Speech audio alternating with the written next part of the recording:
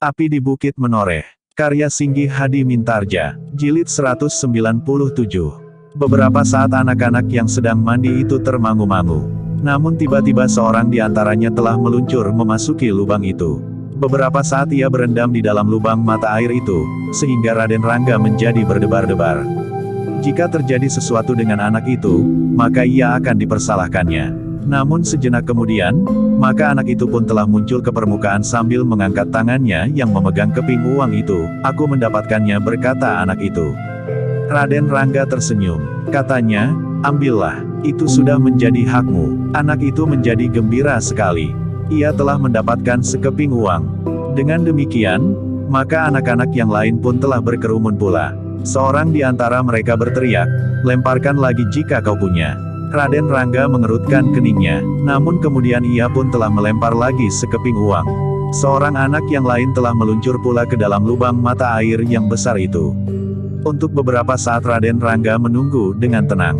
Namun kemudian, anak itu telah muncul pula dengan uang di tangannya. "Bagus, bagus," Raden Rangga mengacukan ibu jarinya. Namun dalam pada itu, anak yang paling besar itu pun berbisik, "Anak itu mempunyai uang banyak. Marilah, saat anak itu mandi, kita akan memaksanya untuk menyerahkan semua uangnya, tidak usah dengan cara yang melelahkan itu." Karena itulah, maka anak-anak itu pun kemudian berteriak, "Marilah, kita akan berenang bersama-sama. Apakah kau dapat berenang?" Raden Rangga berpikir sejenak, namun kemudian ia pun setuju. Ia pun mulai melepaskan pakaiannya. Ternyata bahwa keletihan dan kekecewaannya seakan-akan telah dilupakannya. Sejenak kemudian Raden Rangga pun telah meloncat ke dalam air. Ia memang mampu berenang sebagaimana anak-anak yang agaknya sudah setiap hari berada di belumbang itu. Untuk beberapa saat Raden Rangga berenang hilir mudik. Sementara ia terendam di air yang sejuk, maka tubuhnya memang terasa menjadi segar. Urat-uratnya rasa-rasanya telah berkembang lagi dan darahnya mengalir dengan lancar. Untuk beberapa saat Raden Rangga menikmati kegembiraan bersama dengan anak-anak yang belum dikenalnya. Namun suasana segera berubah ketika anak yang paling besar di antara mereka memberikan isyarat.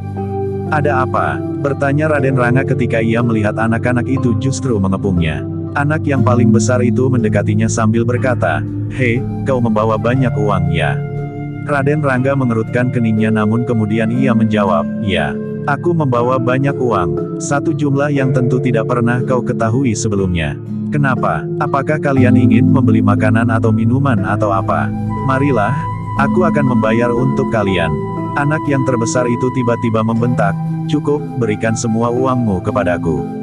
Raden Rangga terkejut. Dengan nada ragu ia bertanya, "Apakah benar pendengaranku, bahwa kau ingin mengambil semua uangku?"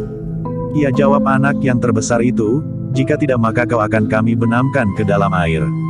Kemudian jika kau tetap berkeras kepala, maka kau akan kami masukkan ke dalam lubang dan kami tindih dengan batu. Kau tidak akan dapat keluar dari lubang mata air itu. Kau tahu, bahwa dengan demikian aku dapat mati di dalam," jawab Raden Rangga. "Aku tidak peduli," jawab anak terbesar itu. "Dan kau harus tahu bahwa mayat yang tersumbat itu akan mengakibatkan persoalan yang gawat bagi belumbang ini. Agaknya belumbang ini akan menjadi cemar.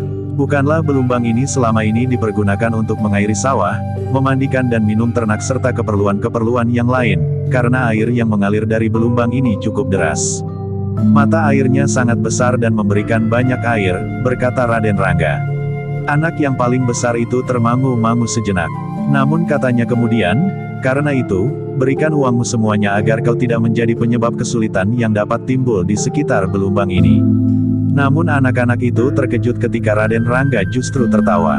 Katanya, "Itu lucu sekali. Kalian membujuk aku, tetapi akulah yang kalian anggap akan menjadi penyebab kesulitan yang timbul di sekitar belumbang ini karena airnya tidak lagi dapat dipergunakan untuk waktu yang lama. Aku tidak peduli geram anak yang terbesar, jangan membuang waktu. Jika kau diketahui oleh orang tua kami, maka tidak akan ada ampun lagi.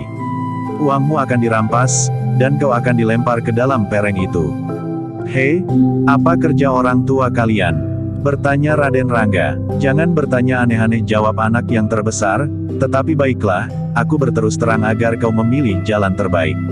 Ayah-ayah kami yang tinggal di padukuhan sebelah adalah perampok-perampok. Satu desa telah dihuni oleh perampok-perampok dan penyamun-penyamun. Mereka adalah orang tua kami yang pada umumnya masih mempunyai hubungan darah yang satu dengan yang lain.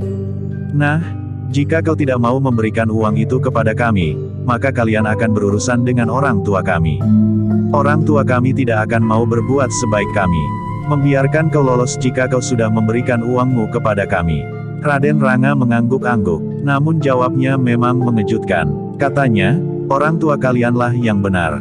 Jika kalian memberi kesempatan kepadaku untuk pergi setelah uangku kalian rampas, maka ada kesempatan padaku untuk melaporkan peristiwa ini kepada para prajurit. Mereka pada satu saat akan datang dan akan menghancurkan padukuhan kalian. Para prajurit tidak akan dapat menuduh kami dengan semena-mena tanpa bukti. Jawab anak yang paling besar, karena itu, serahkan saja uangmu. Persoalannya akan selesai. Jika kau akan melapor, laporkanlah. Para prajurit akan datang dengan tangan hampa, karena kau tidak akan dapat membuktikan bahwa uangmu telah dirampas. Bahkan kau akan dapat dituduh telah memfitnah kami. Raden Rangga mengerutkan keningnya. Anak yang paling besar itu agaknya sebaya dengan Raden Rangga sendiri, atau bahkan mungkin lebih tua. Yang lain agak lebih muda meskipun tidak terpaut banyak. Tetapi agaknya anak yang mengancamnya itu adalah anak muda yang paling disegani di antara kawan-kawan. Kau cukup cerdik, berkata Raden Rangga. Siapa yang mengajarimu untuk berpendapat bahwa laporanku akan dapat dianggap fitnah? Jangan banyak bicara, berkata anak yang tertua itu. Seorang di antara kami akan naik dan mengambil uangmu serta apapun yang kau bawa di dalam kampilmu itu. Aku menyimpan uang di kantong ikat pinggang, berkata Raden Rangga. Kampilku hanya berisi sepotong jenang alot yang aku beli kemarin. Tetapi barangkali masih enak juga dimakan. Tutup mulutmu, anak itu membentak. Kami tidak bergurau. Kami benar-benar akan melakukan sebagaimana aku katakan. Seorang di antara kami akan naik dan mengambil uangmu dimanapun kau simpan. Marilah, aku akan menunjukkan, berkata Raden Rangga. Kau tetap di sini. Jika kau melakukan sesuatu yang tidak kami kehendaki, maka kau akan kami benamkan ke dalam air, kami masukkan ke dalam lubang mata air yang besar itu, atau ke damping gelombang di bawah akar preh yang garang itu. Di bawah itu terdapat banyak ular air yang dapat membunuhmu. Anak yang terbesar itu mengancam lagi. Kau selalu menakut-nakuti untuk membunuhku, berkata Raden Rangga. Jangan berbuat begitu. Kau menggelitik hatiku, karena yang mungkin akan melakukannya bukan kau, justru aku. Aku baru saja dimarahi oleh ayahku. Dengan susah payah aku harus mengekang diri. Jangan mengigau, bentak anak yang terbesar itu. Jika kau dimarahi ayahmu karena uangmu kami rampas, kami tidak peduli. Raden Rangga termangu-mangu. Namun kemudian sekali lagi ia berkata, aku minta jangan sebut lagi usaha untuk membunuhku itu. Aku benar-benar minta pengertianmu. Karena sebenarnya lah darahku mulai panas meskipun aku berendam. Sementara itu aku berusaha untuk selalu mengingat wajah ayahku yang seram ketika ia marah. Apakah kau orang gila? Tiba-tiba seorang di antara anak-anak yang terhitung besar bertanya. Hanya orang gila sajalah yang mengigau seperti itu. Mungkin aku memang orang gila, jawab Raden Rangga, tetapi marilah kita mandi. Aku senang berenang dan berendam di sini. Nanti ambillah uang yang ada di kantong ikat pinggangku. Raden Rangga sudah siap untuk berenang meninggalkan anak-anak itu. Tetapi mereka mengepung dengan ketat. Seorang di antara mereka membentak, dengar kata-kata kami. Raden Rangga menarik nafas dalam-dalam. Tetapi kegelisahan nampak di wajahnya. Anak-anak yang mengepungnya di dalam air itu melihat kegelisahan itu. Mereka menyangka bahwa Raden Rangga menjadi ketakutan. Karena itu, maka mereka pun menjadi semakin mendekat. Anak yang terbesar di antara mereka pun kemudian berkata kepada salah seorang kawannya, ambil apa yang ada. Naiklah. Anak itu tidak menjawab, tetapi ia pun segera berenang ke tepi dan segera meloncat naik. Darah Raden Rangga benar-benar menjadi panas. Tetapi ia berusaha untuk menahan diri. Terbayang olehnya wajah ayahnya yang menggetarkan jantungnya pada saat ayahnya itu marah. Namun anak yang sudah naik itu benar-benar mendekati barang-barangnya. Biar saja, berkata Raden Rangga di dalam hatinya, jika uang itu diambil, besok aku akan mendapat gantinya di Mataram. Tetapi jika aku membunuh lagi, mungkin ayahanda tidak mengampuni aku. Karena itu, maka Raden Rangga sama sekali tidak berbuat apa-apa ketika anak yang naik itu membuka kantong ikat pinggangnya. Di dalamnya memang diketemukan beberapa keping uang yang dibawa oleh Raden Rangga. Aku mendapatkannya, berkata anak yang mengambil uang itu. Ambil ikat pinggangnya pula, berkata anak terbesar itu. Raden Rangga tidak berbuat apa-apa. Dibiarkannya apa saja yang diingini diambil oleh anak-anak itu. Yang tinggal padanya adalah celana yang dipakainya untuk mandi itu saja. Ketika anak yang ada di atas itu kemudian mengangkat ikat pinggang Raden Rangga yang di dalam kantongnya berisi uang itu, maka kawan-kawan yang ada di dalam air bersorak. Dengan lantang anak yang terbesar di antara mereka itu pun berkata, "Kita mempunyai uang sekarang. Kita akan membeli makanan apa saja yang kita ingini. Kita membeli sebanyak-banyaknya sehingga kawan-kawan kita yang tidak hadir di sini pun akan ikut menikmatinya." Raden Rangga hanya berdiam diri saja. Dipandanginya tingkah laku anak-anak itu. Di dalam hati ia berkata, mereka jarang sekali mempunyai kesempatan memiliki uang meskipun hanya sekeping dua keping. Ayah mereka adalah perampok dan penyamun yang agaknya tidak pernah menghiraukan keadaan anak-anak mereka, seperti juga ayahandanya. Meskipun ayahanda sekarang tidak kurang dan tidak lebih dari seorang raja, tetapi kesibukannya tidak memungkinkannya untuk dapat memperhatikan anak-anaknya yang lahir dari ibu yang berbeda-beda terus-menerus tidak henti-hentinya. Namun dalam pada itu, ternyata anak yang terbesar itu tidak merasa puas dengan uang yang sudah didapatkannya. Karena itu, maka katanya, marilah sekarang kita bermain-main dengan anak ini. Ternyata ia memang pandai berenang. Tetapi apakah kepandaiannya dapat menyamai kepandaian kita? Raden Rangga mengerutkan keningnya. Terasa oleh firasatnya, bahwa sesuatu memang akan terjadi. Sementara anak terbesar itu berkata, jika salah seorang di antara kita dapat menangkapnya, maka ia berhak untuk membenamkan anak itu sekali untuk beberapa kejap. Beberapa orang anak yang berada di sekitar Raden Rangga itu termangu-mangu. Namun anak yang terbesar itu berkata, beri jalan agar anak itu keluar dari lingkaran. Kemudian kita akan mengejarnya beramai-ramai. Anak-anak itu pun menangkap maksud kawannya yang paling besar dan paling berpengaruh di antara mereka. Karena itu, maka kepungan itu pun kemudian terbuka. Nah, kau mendapat kesempatan, berkata anak terbesar itu kepada Raden Rangga, kami akan mengejarmu. Kau harus berenang menghindari tangkapan kami di sekeliling belumbang ini. Tetapi kau tidak boleh naik ke darat. Ingat, jika seorang di antara kami menangkapmu, ia akan membenamkanmu beberapa kejap. Kemudian melepaskanmu dan yang lain berusaha menangkapmu lagi. Demikian seterusnya. Terserah kepada kawan-kawanku, kapan permainan ini akan berakhir. Mudah-mudahan kau tidak mati karenanya. Tunggu Kisanak, berkata Raden Rangga, apakah sudah menjadi kebiasaan kalian, bahwa dalam bermain seorang di antaranya dapat mati terbunuh dalam permainan itu? Bukan menjadi kebiasaan kami jika kami bermain di antara kawan-kawan kami sendiri, jawab anak terbesar itu. Jadi kehadiran orang lain dapat menumbuhkan nafsu membunuh pada kalian? Bertanya Raden Rangga. Aku sependapat dengan kau, jawab anak terbesar itu. Kau akan dapat memfitnah kami jika kau sempat meninggalkan tempat ini. Daripada kami harus menjawab berbagai pertanyaan dan membuktikan bahwa kau memang memfitnah kami, lebih baik jika kau tidak keluar dari belumbang ini. Raden Rangga menjadi pening. Bukan karena ia takut dibunuh oleh anak-anak yang hidup dalam satu lingkungan yang terasa asing itu, tetapi justru karena ia berusaha untuk menghindari pembunuhan yang mungkin dapat dilakukannya jika darahnya mulai panas. Tetapi anak-anak itu tetap pada sikapnya. Anak yang terbesar itu pun kemudian membentaknya, cepat jika kau tidak ingin segera terbunuh. Kami akan mengejarmu beramai-ramai. Raden Rangga memandang berkeliling. Belumbang itu memang cukup luas. Bahkan ada bagian yang dalam di samping sebagian yang dangkal dan berbatu-batu. Karena itu, maka Raden Rangga pun berkata, baiklah, kejar aku. Ia pun segera menelusur dengan cepat melalui kepungan yang memang sudah terbuka, langsung menuju ke tempat yang dalam. Anak-anak itu pun langsung mengejarnya sambil berenang. Mereka memencar dan berusaha mengepung kembali agar buruan mereka tidak terlepas. Tetapi ternyata bahwa Raden Rangga mampu berenang dengan cepat, sehingga jarak di antara mereka pun menjadi semakin jauh. Tetapi anak-anak itu pun telah menebar dan menggiringnya ke tepi pada satu sisi. Kepungan yang semakin lama menjadi semakin sempit pula untuk menyudutkan Raden Rangga. Tetapi Raden Rangga justru menjadi gembira. Tiba-tiba saja Raden Rangga itu telah lenyap. Ternyata dengan tangkas Raden Rangga telah membenam di kedalaman. Dengan cepat ia meluncur di bawah kepungan anak-anak itu dan muncul kembali di luar kepungan. Aku di sini, panggil Raden Rangga. Anak-anak itu serentak memutar diri. Mereka memang melihat di dalam air yang bening. Raden Rangga meluncur dengan cepat di luar perhitungan mereka. Namun mereka adalah anak-anak yang terbiasa bermain di belumbang itu. Setiap hari mereka bermain dan berenang. Karena itu, maka mereka pun dengan cepat telah menyusul. Dengan tangkas pula mereka menebar dan kembali mereka berusaha mengurung Raden Rangga dan menggiringnya ke tempat yang tidak terlalu dalam.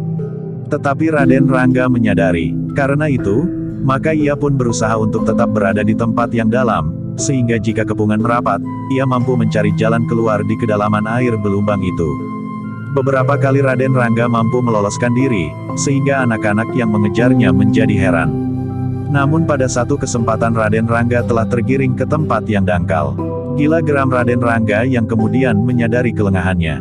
Tetapi ia tidak lagi dapat melepaskan diri dengan menyelam dalam-dalam. Anak-anak ini ternyata pandai juga bermain di dalam air, berkata Raden Rangga yang semakin lama menjadi semakin terjepit. Nah, berkata anak yang paling besar, kau tidak akan dapat lari lagi sekarang. Kami akan menangkapmu dan berganti-ganti membenamkanmu ke dalam air, sehingga mungkin kau akan meneguk air belumbang ini agak banyak.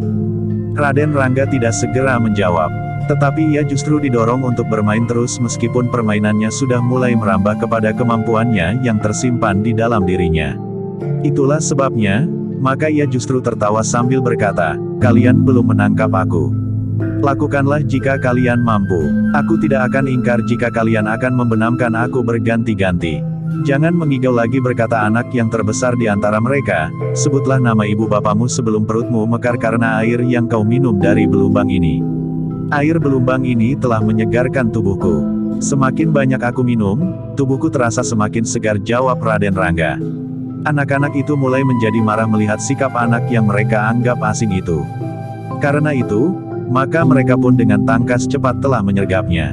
Raden Rangga memang tidak akan mungkin menghindar dengan menyelam dalam-dalam. Ia sudah terdesak ke bagian yang dangkal, sehingga tidak mungkin lagi menyusup betapapun cepatnya di bawah kaki anak-anak yang berusaha menangkapnya untuk membenamkannya berganti-ganti ke dalam air belumbang itu. Namun demikian yang dilakukan kemudian memang mengejutkan. Anak-anak yang menyergapnya itu tidak tahu apa yang dilakukan oleh anak yang dikepungnya itu.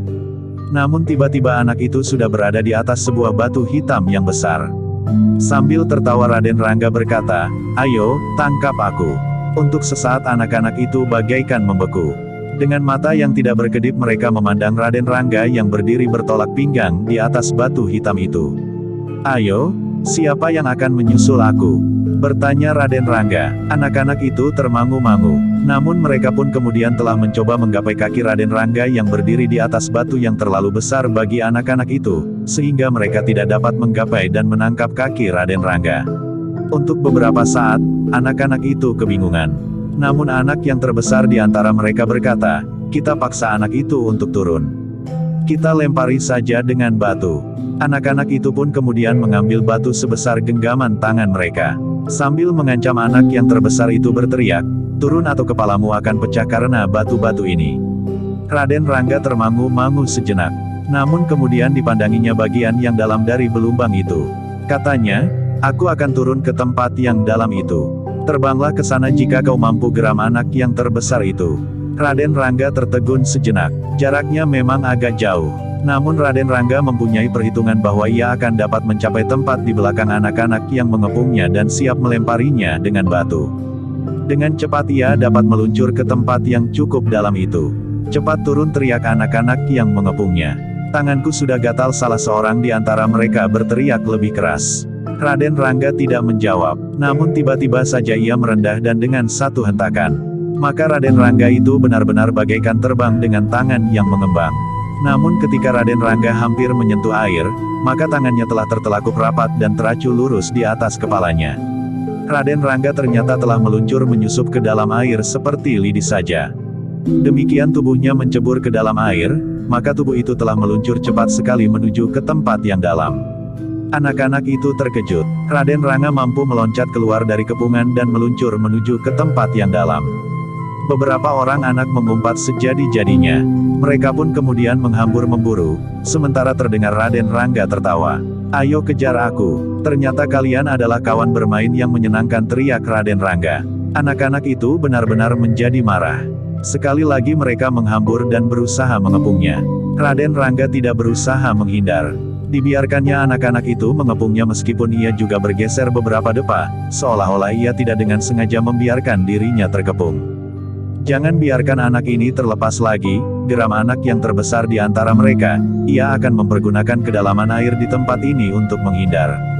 Karena itu, jika ia menyelam, maka kita pun akan menyelam mengejarnya. Kita harus lebih mampu menyelam daripada anak itu. Perlahan-lahan kepungan itu hampir merapat, Raden Rangga benar-benar telah menyelam. Dengan demikian maka beberapa orang di antara anak-anak itu pun telah menyelam pula. Tetapi mereka menjadi heran. Raden Rangga menyelam semakin lama semakin dalam. Bahkan dalam beningnya air, tubuhnya hanya nampak lamat-lamat. Tidak seorang pun di antara anak-anak itu yang mampu menyelam sedalam Raden Rangga. Di dalam air tubuh itu meluncur dengan cepat.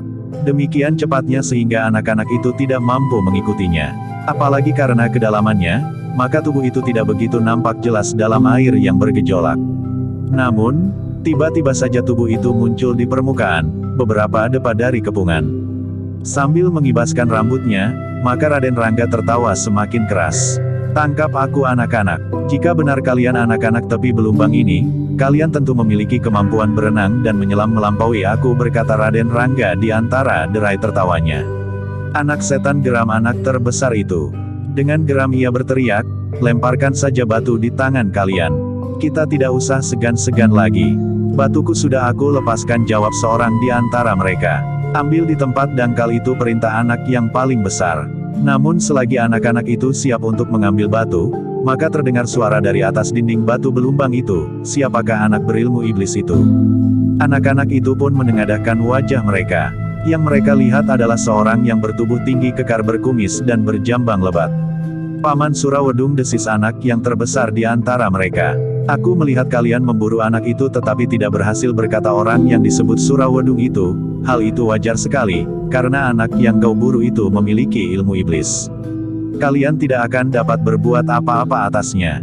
Jika kalian benar-benar terlibat dalam perkelahian, maka kalian yang sekian banyaknya itulah yang akan dibenamkannya ke dalam air. Bukan kalian yang akan dapat membenamkan anak itu. Anak-anak itu termangu-mangu. Dengan tegang mereka memandanginya anak yang membingungkan mereka itu. Sementara itu, Raden Rangga pun termangu-mangu pula seperti anak-anak yang tidak berhasil menangkapnya. Dipandanginya orang yang bertubuh tinggi, kekar, berkumis dan berjambang lebat itu. Hei, anak iblis, berkata orang itu, kemarilah. Aku ingin tahu serba sedikit tentang kau. Raden Rangga mengerutkan keningnya, namun kemudian ia pun berenang ke tempat yang dangkal. Sambil berdiri di dalam air ia menjawab, apa yang ingin kau ketahui tentang aku? Kemarilah, geram orang itu, jangan menjengkelkan. Raden Rangga pun kemudian naik ke tepi. Celana yang dipakainya kuyup, namun dengan celana yang basah itu ia naik dan keluar dari dinding rendah yang mengelilingi belumbang itu. Orang yang bertubuh tinggi tegap itu memang merasa heran melihat sikap anak itu. Nampaknya ia sama sekali tidak merasa takut menghadapinya, karena seharusnya anak itu merasa bahwa sikapnya bukan sikap yang bersahabat. Ketika Raden Rangga sudah berdiri beberapa langkah dari orang bertubuh tinggi itu, maka ia pun bertanya, apa yang ingin kau ketahui tentang aku?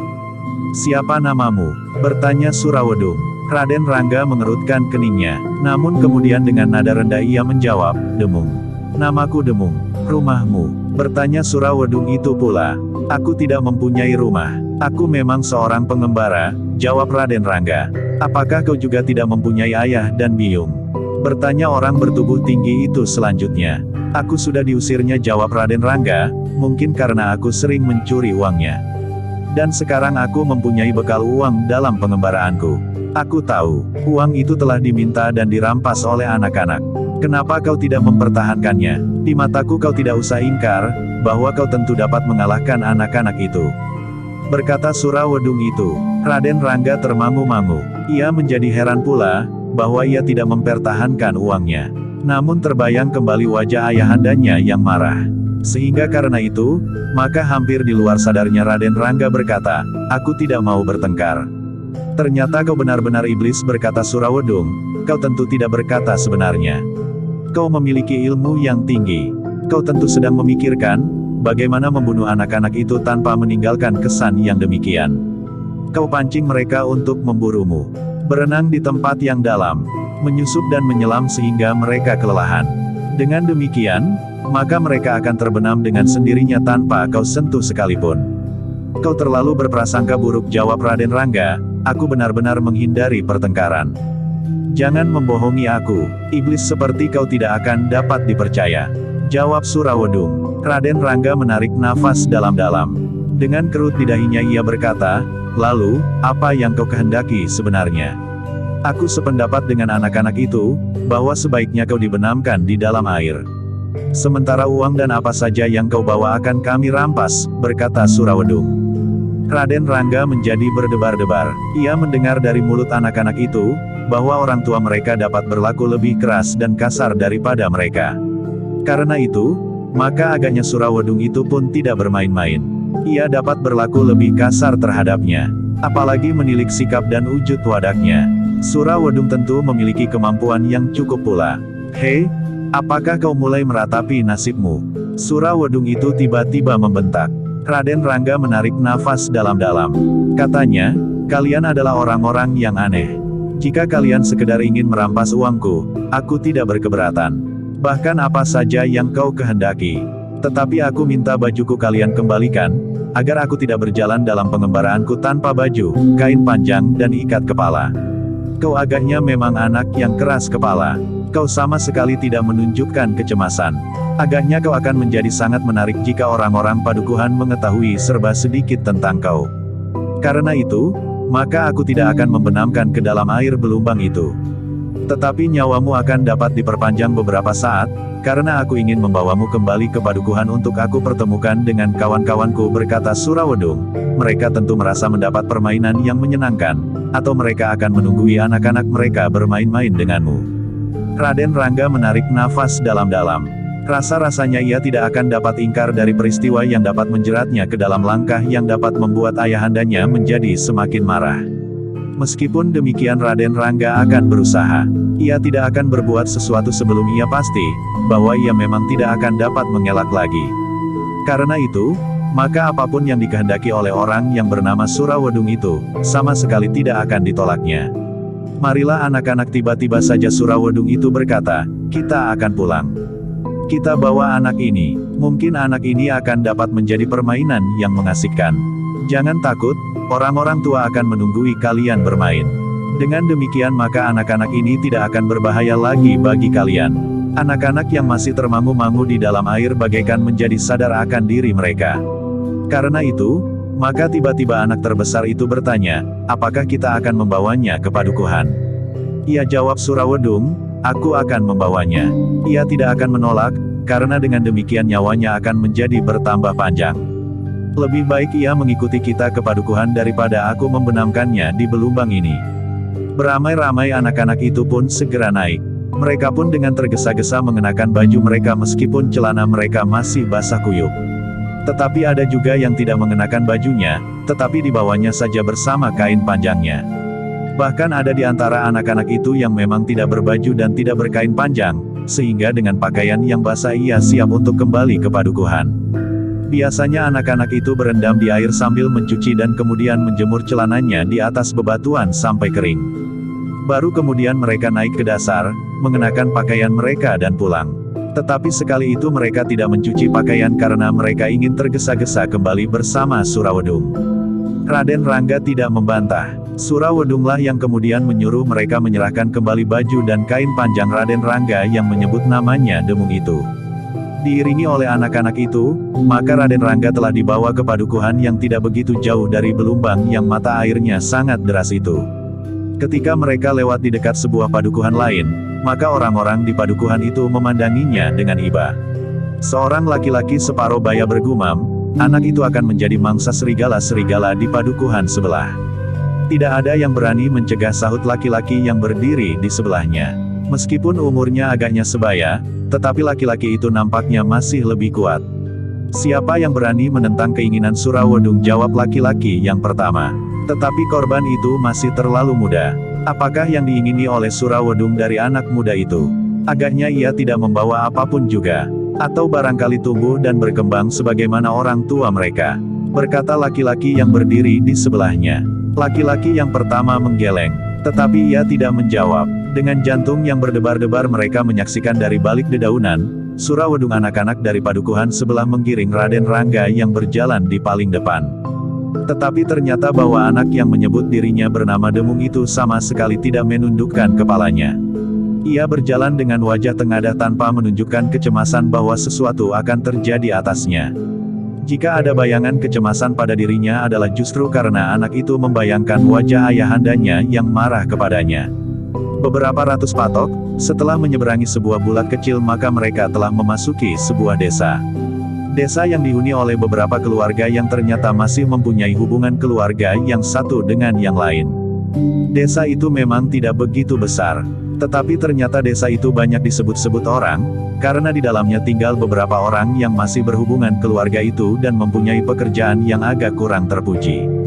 Bahkan anak-anak mereka pun telah melakukan hal-hal yang dapat merugikan orang lain di padukuhan-padukuhan sebelah menyebelah. Sebenarnya orang tua mereka, yang biasa melakukan perampokan dan kejahatan-kejahatan lain di tempat yang tidak terlalu dekat dengan tempat tinggal mereka, tidak mau mengganggu tetangga-tetangga padukuhan.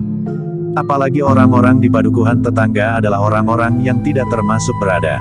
Tetapi anak-anak merekalah yang justru menyulitkan, karena anak-anak itu kadang-kadang tanpa dapat dicegah telah mengambil buah-buahan di halaman rumah orang. Dengan demikian anak-anak dari padukuhan kecil itu tidak banyak bergaul dengan anak-anak di padukuhan sebelah menyebelah. Jika mereka berada di Belumbang, maka anak-anak dari padukuhan sebelah lebih baik menunggu sehingga anak-anak itu pulang. Baru mereka terjun ke dalam air untuk mandi dan mencuci pakaian.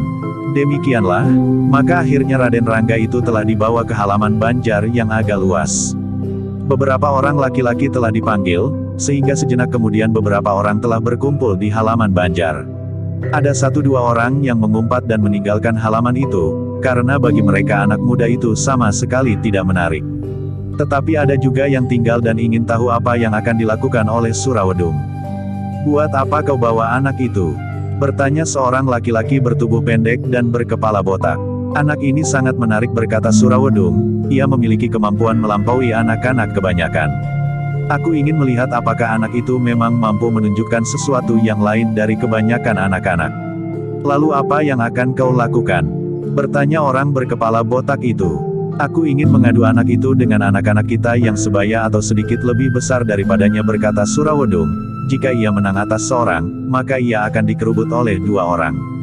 Jika kalah," bertanya yang botak, "hak atas anak itu ada pada yang menang," jawab Surawedung. "Anak yang menang itu dapat berbuat apa saja atas anak itu. Atau beri kesempatan yang lain bermain-main," potong seorang yang wajahnya cacat melintang di bawah mata kirinya. "Yang menang biarlah menang. Anak itu akan berkelahi dengan yang lain." "Terserahlah apa saja," jawab Surawedung. "Bagus," seorang anak muda yang lebih besar dari Raden Rangga menyahut. Ia bukan termasuk anak-anak yang ikut mandi di Belumbang. Karena itu anak yang terbesar yang mandi di Belumbang itu pun berkata, "Aku harus mendapat kesempatan pertama." "Aku sudah memperingatkanmu," berkata Surawedung, "biarlah anak-anak yang lebih besar saja yang mencobanya meskipun anak itu nampaknya tidak lebih besar daripadamu." Anak yang terbesar yang ikut mandi di Belumbang itu menjadi sangat kecewa. Tetapi di dalam hati kecilnya ia memang merasa, bahwa anak yang menyebut dirinya bernama Demung itu memiliki sesuatu yang menggetarkan hatinya. Karena itu, maka ia dapat berlindung di balik pendapat Surawedung, bahwa bukan karena ia tidak berani, tetapi ia telah dicegah untuk turun ke arena menghadapi anak itu. Yang kemudian melangkah maju mendekati Raden Rangga adalah seorang anak muda yang sedikit lebih besar dari Raden Rangga, yang sejak semula memang sudah tertarik untuk membuat sesuatu atasnya. Sejenak ia mengamati Raden Rangga yang berdiri termangu-mangu. "Kita akan berkelahi," berkata anak muda itu. "Kenapa kita harus berkelahi?" bertanya Raden Rangga. "Tidak apa-apa, tetapi kau dibawa ke tempat ini memang untuk diadu dengan kami. Bukankah kau sudah mendengar, jika kau menang, maka kau akan melawan 2 orang, 3, 4 dan selanjutnya. Jika kau kalah, maka kau akan menjadi pengap dan merah biru karena kau akan aku pukuli," jawab anak muda itu. Raden Rangga merasa tidak mungkin dapat menghindar lagi. Bahkan ia sadar, bahwa ia mungkin akan terlibat lebih jauh lagi daripada berkelahi dengan anak-anak. "Bersiaplah," berkata anak muda itu yang kemudian melepas bajunya. Raden Rangga menarik nafas dalam-dalam. Celananya masih belum kering, sementara kain panjangnya justru telah menjadi basah pula. Karena itu, maka Raden Rangga pun telah membuka baju dan kain panjangnya pula. Hanya dengan celananya yang basah kemudian ia pun telah bersiap. Tetapi Raden Rangga sendiri menjadi bingung. Sebenarnya ia bersiap untuk apa? Aku harus berusaha untuk tidak membunuh lagi, berkata Raden Rangga di dalam hatinya. Jika hal itu terjadi, maka ayahanda akan menjadi lebih marah lagi. Dengan demikian maka Raden Rangga tidak ingin berbuat lebih banyak daripada mempergunakan tenaga wajarnya, meskipun yang disebut tenaga wajar Raden Rangga itu adalah tenaga yang tidak wajar bagi orang lain. Sejenak kemudian, maka anak yang sedikit lebih besar dari Raden Rangga itu telah mulai bergeser. Menilik sikapnya, maka Raden Rangga pun mengetahui bahwa anak itu pernah belajar olah kanuragan. Sementara itu Raden Rangga masih tetap berdiri tegak di tempatnya. Ia hanya berputar saja ke arah anak yang menjadi lawannya itu bergerak. Beberapa saat kemudian, tiba-tiba saja lawan Raden Rangga telah meloncat menyerang dengan kakinya yang mengarah ke dada. Raden Rangga tahu benar bahwa hal itu akan dilaksanakan. Tetapi ia tidak menunjukkan sama sekali penglihatannya itu. Karena itu, maka kaki lawannya itu pun benar-benar telah mengenai dadanya. Raden Rangga telah terlempar dan jatuh berguling. Sementara terdengar anak-anak yang mengerumuni arena itu bersorak dan berteriak riuh sekali. Lawan Raden Rangga itu tersenyum bangga. Sambil bertolak pinggang ia pun kemudian berdiri di sebelah Raden Rangga yang masih menggeliat. Bahkan kemudian dengan kakinya ia menyentuh Raden Rangga sambil berkata, "Cepat bangun sebelum tubuhmu menjadi lumat dipukuli anak-anak kecil." Raden Rangga termangu-mangu sejenak. Namun tiba-tiba saja ia menangkap kaki lawannya dan menariknya. Hentakan itu telah membuat lawannya kehilangan keseimbangan dan jatuh pula di samping Raden Rangga. Namun Raden Rangga tidak ingin menunjukkan sesuatu yang dapat menjadikan persoalan itu semakin parah. Karena itu, maka ia pun telah berkelahi dengan cara anak-anak. Ia pun kemudian melingkarkan tangannya ke leher lawannya dan menekannya sebagaimana anak-anak berkelahi. Lawannya terkejut, tetapi himpitan tangan Raden Rangga tidak mudah dilepaskannya, sehingga ia pun kemudian terpaksa melakukannya cara yang sama. Kedua anak muda itu pun telah berkelahi dengan saling melilit leher lawannya dengan lengannya. Keduanya berguling-guling di halaman banjar itu. Sekali di atas dan sekali di bawah. Anak-anak yang mengelilingi arena bersorak semakin keras. Mereka tidak tahu apa yang sebenarnya terjadi. Namun karena keduanya masih saja berguling-guling, maka anak-anak itu masih saja bersorak-sorak. Lawan Raden Rangga itu mengumpat tidak habis-habisnya. Ia berusaha untuk melepaskan diri dan berkelahi dengan jarak, sehingga dengan demikian, ia akan mampu untuk mengembangkan kemampuannya dalam olah kanuragan, namun ternyata tangan Raden Rangga itu bagaikan telah melekat dan tidak dapat diurai lagi. Tetapi perkelahian dengan cara itu ternyata membuat orang-orang yang menyaksikan menjadi gembira. Orang-orang tua pun tertarik untuk bertepuk tangan dan bahkan ada juga yang ikut berteriak. Surawedung sendiri tersenyum sambil berjongkok di pinggir arena. Sudah lama aku tidak melihat perkelahian semacam ini. Perkelahian yang biasa dilakukan oleh anak-anak kecil. Bagaimana pengamatanmu terhadap anak itu? Bertanya orang yang berambut keriting dan tidak mengenakan ikat kepala. Aku tadi mengatakan bahwa anak itu agaknya memiliki kemampuan melampaui kemampuan anak-anak sebayanya. Aku kira begitu, berkata Surawedung. Ia memiliki kemampuan yang sangat mengagumkan di Belumbang. Kemampuannya berenang agak mengherankan. Ada bedanya antara berenang dan berkelahi, sahut orang berambut keriting itu. Sementara itu kedua anak muda itu masih saja berkelahi berguling-guling. Sekali di atas sekali di bawah. Kadang-kadang keduanya berusaha untuk saling menekan leher lawan. Tetapi dengan menggeliat biasanya tekanan itu dapat mengendor.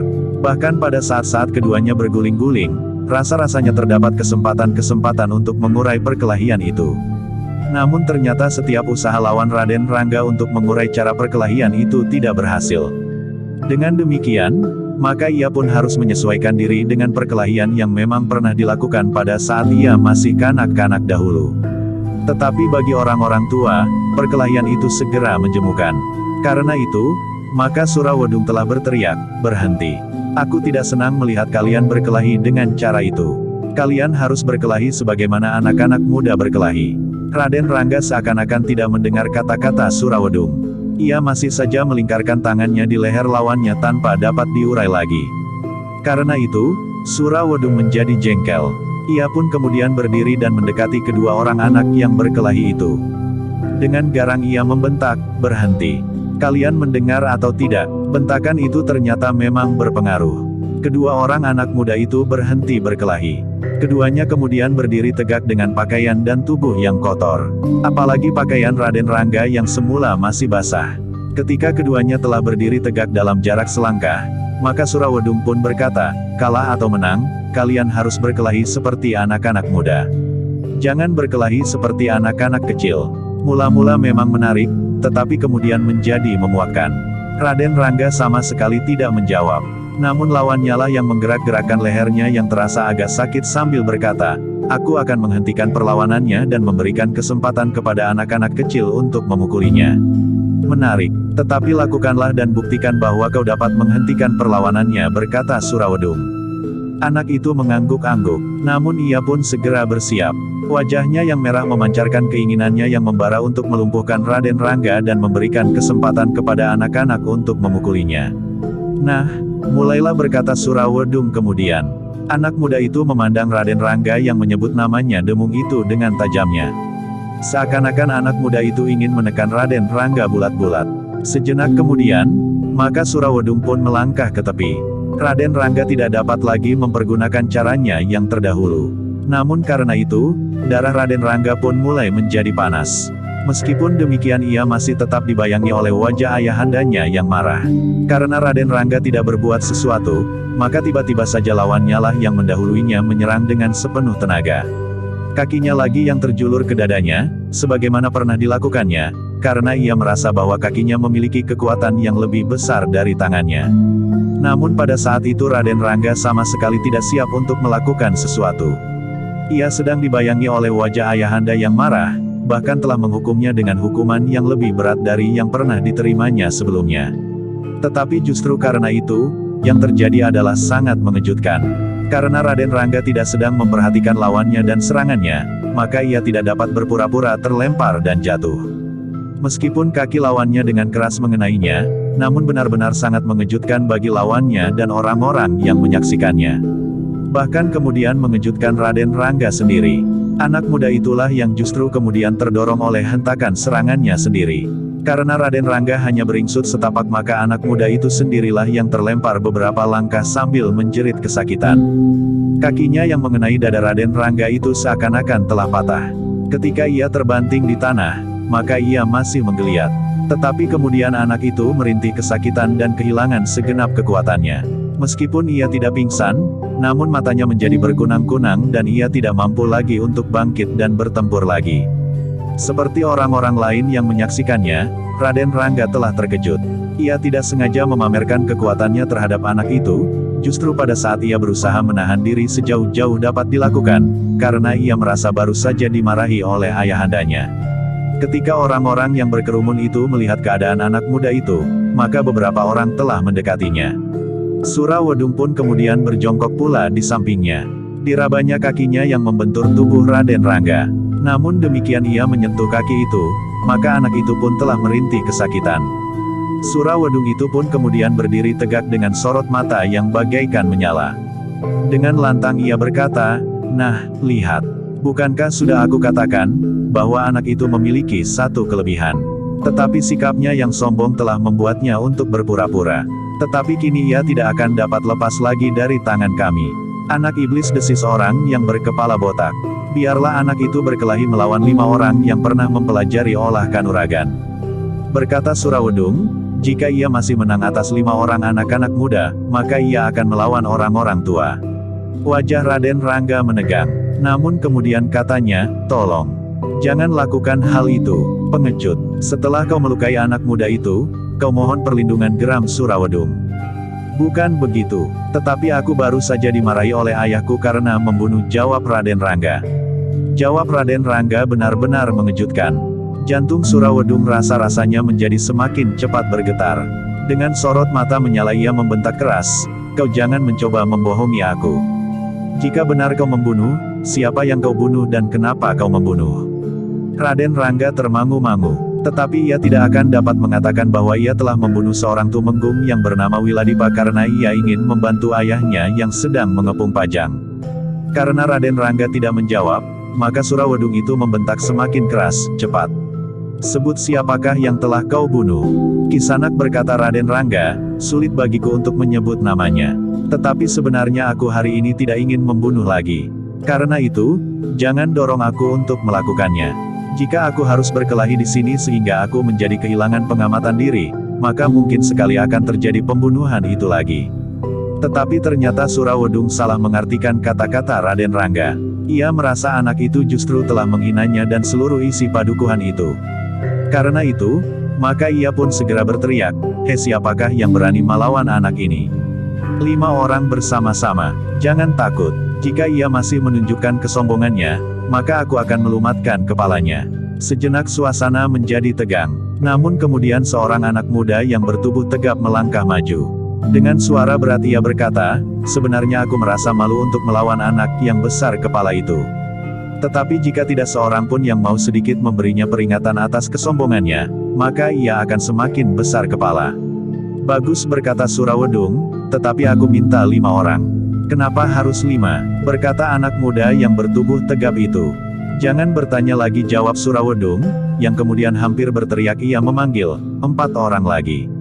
Cepat, seorang lagi muncul ke arena. Kemudian seorang yang lain dan akhirnya memang ada 5 orang anak muda yang tegap dan nampak bertulang kuat. "Sebenarnya aku juga merasa segan," berkata seorang anak muda yang lain. "Kenapa harus berlima? Aku merasa agak terpaksa. Karena itu aku ragu-ragu." "Anak ini dapat mentafsirkan lain," berkata Surawedung. "Kalian tentu dikira telah menjadi ketakutan mendengar ceritanya, bahwa ia telah membunuh." "Beri kesempatan aku sendiri membunuhnya," berkata anak muda yang pertama. Tetapi Surawedung membentak, "Sudah aku katakan. Majulah berlima." Anak-anak muda itu tidak menjawab lagi. Mereka pun kemudian bergerak mendekati Raden Rangga yang masih berdiri termangu-mangu. Raden Rangga menarik nafas dalam-dalam. Dengan nada menyesal ia berkata, "Aku sudah mencoba memperingatkanmu. Tetapi terserah kepada kalian anak-anak dungu." Kata-kata Raden Rangga itu memang mengejutkan. Kemarahan anak-anak muda yang 5 itu telah terungkat. Hampir berbareng mereka bergeser memencar.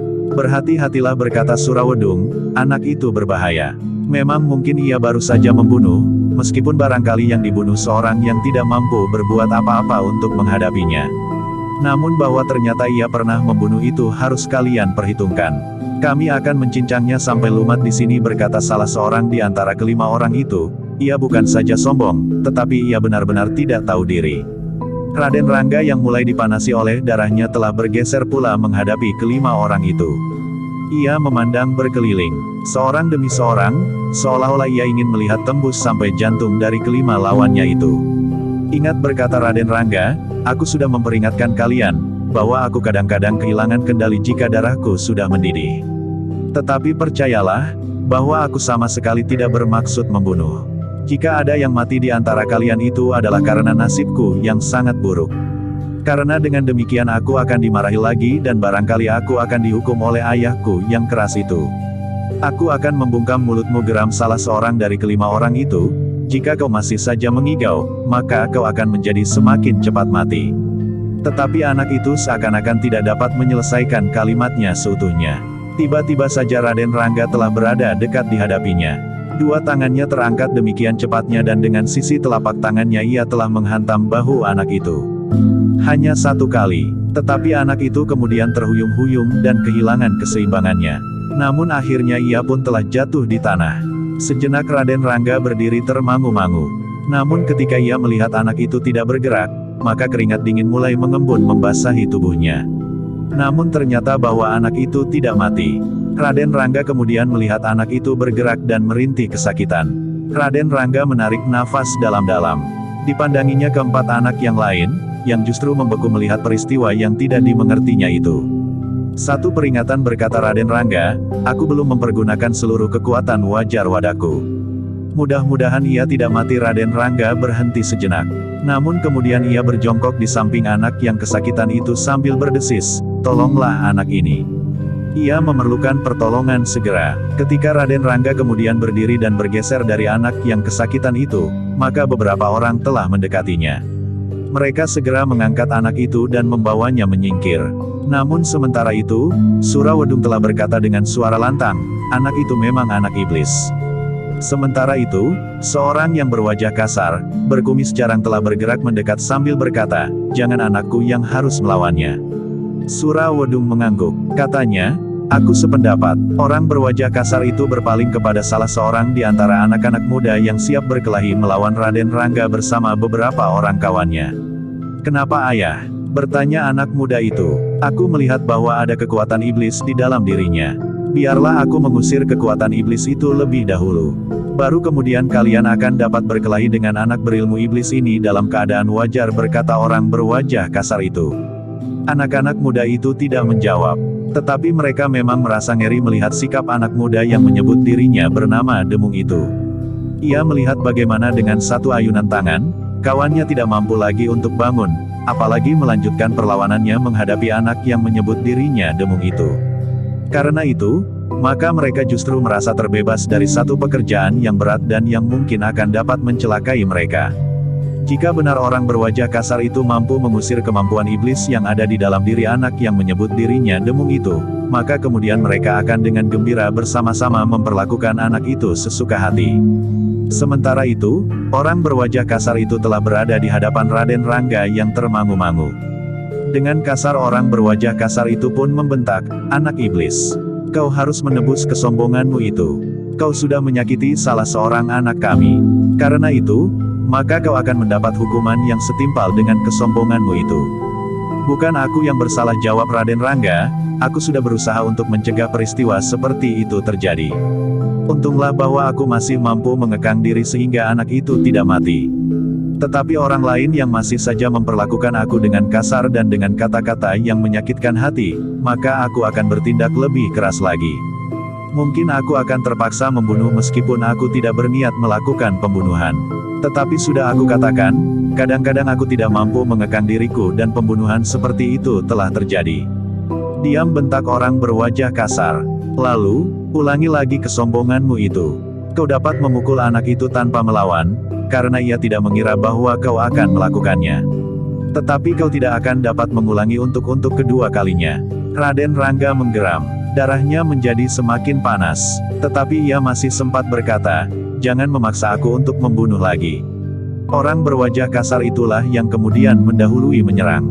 Ternyata ia memang memiliki kecepatan gerak yang mengagumkan. Dalam lingkungan orang-orang garang di padukuhan itu, orang berwajah kasar itu termasuk seorang yang disegani di samping Surawedung sendiri dan beberapa orang lainnya yang jumlahnya hanya sedikit. Namun ternyata bahwa ia tidak dapat berbuat sebagaimana dilakukan oleh Raden Rangga. Ia tidak dapat memukul anak yang masih terlalu muda itu dengan sekali ayun dan melumpuhkannya. Bahkan serangannya itu sama sekali tidak dapat menyentuh tubuh anak yang masih terlalu muda itu. Raden Rangga menarik nafas dalam-dalam. Ia masih berusaha dengan susah payah menahan diri. Namun tingkah laku orang berwajah kasar itu benar-benar memuakkan. Sebenarnya Raden Rangga masih mengharap orang-orang tua itu tidak turut campur. Tetapi agaknya ia sudah terdorong melakukan satu langkah yang terlalu keras, sehingga seorang di antara anak-anak muda itu hampir saja menjadi pingsan dengan sekali ayunan tangannya. Dan langkahnya itulah yang telah mendorong orang-orang tua di padukuhan itu mulai turun ke gelanggang. Tetapi Raden Rangga memang tidak dapat berbuat lain. Orang berwajah kasar itu pun dengan tangkasnya telah menyerangnya kembali. Ayunan tangannya yang mengarah ke kening menimbulkan desing angin yang mengusap wajah Raden Rangga itu. "Kekuatan orang ini cukup besar," desis Raden Rangga. Tetapi kekuatan itu tidak lebih dari kekuatan tubuh Wantah tanpa dilambari dengan dorongan ilmu apapun juga selain keterampilan olah kanuragan serta latihan-latihan kewadagan. Meskipun demikian kekuatan itu cukup berbahaya bagi orang-orang yang hanya bertumpu pada kekuatan wadaknya saja. Untuk beberapa saat Raden Rangga masih menahan diri karena bayangan kemarahan ayahandanya. Namun semakin lama ia menjadi semakin muak melihat tingkah laku orang berwajah kasar itu. Jika sekali dua kali ia menghindar, maka orang berwajah kasar itu merasa mampu mendesaknya, sehingga ia menyerang lebih garang lagi. "Aku harus menghentikannya," geram Raden Rangga, "tetapi bagaimana dapat aku lakukan tanpa membunuhnya?" Raden Rangga mencoba mengingat apa yang telah dilakukannya atas anak muda yang tidak mati oleh pukulannya itu. Tetapi orang berwajah kasar ini agak berbeda. Ia sudah berada pada tataran yang lebih tinggi serta sudah berada dalam keadaan benturan kekerasan. Karena itu, sulit bagi Raden Rangga yang darahnya telah menjadi panas itu untuk menentukan takaran kekuatannya untuk melumpuhkan lawannya, tetapi tidak membunuhnya. Sementara itu orang berwajah kasar itu telah menyerangnya terus. Namun tiba-tiba saja Raden Rangga telah mencoba untuk tidak mengelak. Dibiarkannya serangan orang itu mengenai dirinya tanpa dihindarinya. Tetapi Raden Rangga yang menyadari bahwa orang berwajah kasar itu memiliki kekuatan yang sangat besar, tidak ingin dirinya terlempar. Karena itu, maka dalam keadaannya, Raden Rangga telah mengungkapkan ilmunya untuk mendukung kekuatan wadaknya. Dengan demikian, maka yang terjadi sama sekali tidak diduga oleh orang berwajah kasar itu, serta orang-orang yang menyaksikannya. Ketika orang-orang di seputar arena, termasuk Surawedung, melihat orang berwajah kasar itu meloncat dengan kaki terjulur lurus mengarah ke dada anak muda itu, maka mereka pun mengira bahwa pertempuran akan segera berakhir. Anak muda itu akan segera terlempar dan jatuh terlentang di halaman banjar. Selanjutnya, orang-orang tua yang bukan saja berwajah kasar, tetapi juga berhati kasar itu akan memberikan kesempatan kepada anak-anak untuk memukulinya beramai-ramai. Tetapi yang terjadi ternyata sama sekali tidak sebagaimana mereka duga. Ketika kaki orang berwajah kasar itu benar-benar mengenai dada anak muda yang menyebut dirinya demung itu, karena anak muda itu memang tidak berusaha mengelak, maka terjadi satu benturan yang seru. Raden Rangga memang terdorong selangkah surut. Namun yang mengejutkan semua orang adalah orang berwajah kasar itu. Ternyata ketika ia sudah mengerahkan segenap kekuatannya, maka kakinya seakan-akan telah menghantam Bukit Karang. Dengan demikian maka kekuatannya yang dilontarkan sepenuhnya itu seakan-akan telah menghantam bagian dalam tubuhnya sendiri. Orang itulah yang justru telah terlempar beberapa langkah surut. Ketika ia jatuh terbanting di tanah, keadaannya justru lebih parah dari anak-anak muda yang mengalami kesulitan sebelumnya, justru karena kekuatan orang berwajah kasar itu berlipat ganda dari kekuatan anak-anak muda itu. Dengan demikian maka kekuatan yang berbalik menghantam bagian dalam tubuhnya sendiri merupakan kekuatan yang sangat besar pula, sehingga bagian dalam tubuhnya rasa-rasanya telah runtuh dari tangkainya. Orang berwajah kasar itu masih sempat mengeluh. Namun kemudian ia justru tidak bergerak sama sekali. Wajahnya menjadi sangat pucat dan tubuhnya bagaikan membeku. Ternyata bahwa orang itu telah menjadi pingsan. Semua mata menjadi terbelalak karenanya. Semua ketakutan. Anak ini benar-benar anak iblis, berkata mereka di dalam hati. Namun Surawedunglah yang pertama-tama menyadari keadaannya. Dengan suara lantang ia berteriak, "Kepung anak iblis itu. Ia tentu anak tukang tenung. Karena itu, maka anak itu harus kita bunuh beramai-ramai." Beberapa saat orang-orang yang ada di seputar arena itu masih membeku. Namun sekali lagi Surawedung berteriak, "Cepat, jangan biarkan anak itu lari." Orang-orang yang ada di tempat itu bagaikan terbangun dari sebuah mimpi yang sangat buruk. Tiba-tiba saja mereka telah bergerak dan mengepung anak muda yang menyebut dirinya bernama Demung itu. Bahkan tiba-tiba saja seseorang di antara mereka telah memukul suara kentongan dengan nada titir. Satu isyarat yang jarang sekali terdengar di padukuhan itu. Orang-orang padukuhan itu dalam kerja mereka telah terbiasa mendengar isyarat suara kentongan bernada titir. Namun ketika mereka mendengar suara titir itu di padukuhan mereka sendiri, maka rasa-rasanya jantung mereka menjadi berdebar-debar juga. Raden Rangga memang menjadi bingung. Apalagi ketika ia mendengar suara titir. Keadaan itu demikian tiba-tiba sehingga Raden Rangga itu tidak sempat untuk berpikir panjang. Yang menghantuinya adalah justru wajah ayahandanya saja.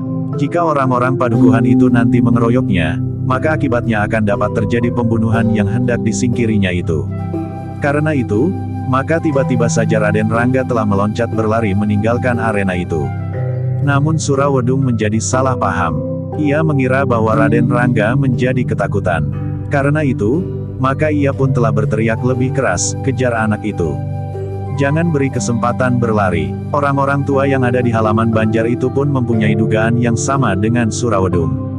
Karena itu, maka mereka pun serentak telah mengejar dan berusaha mengepung Raden Rangga.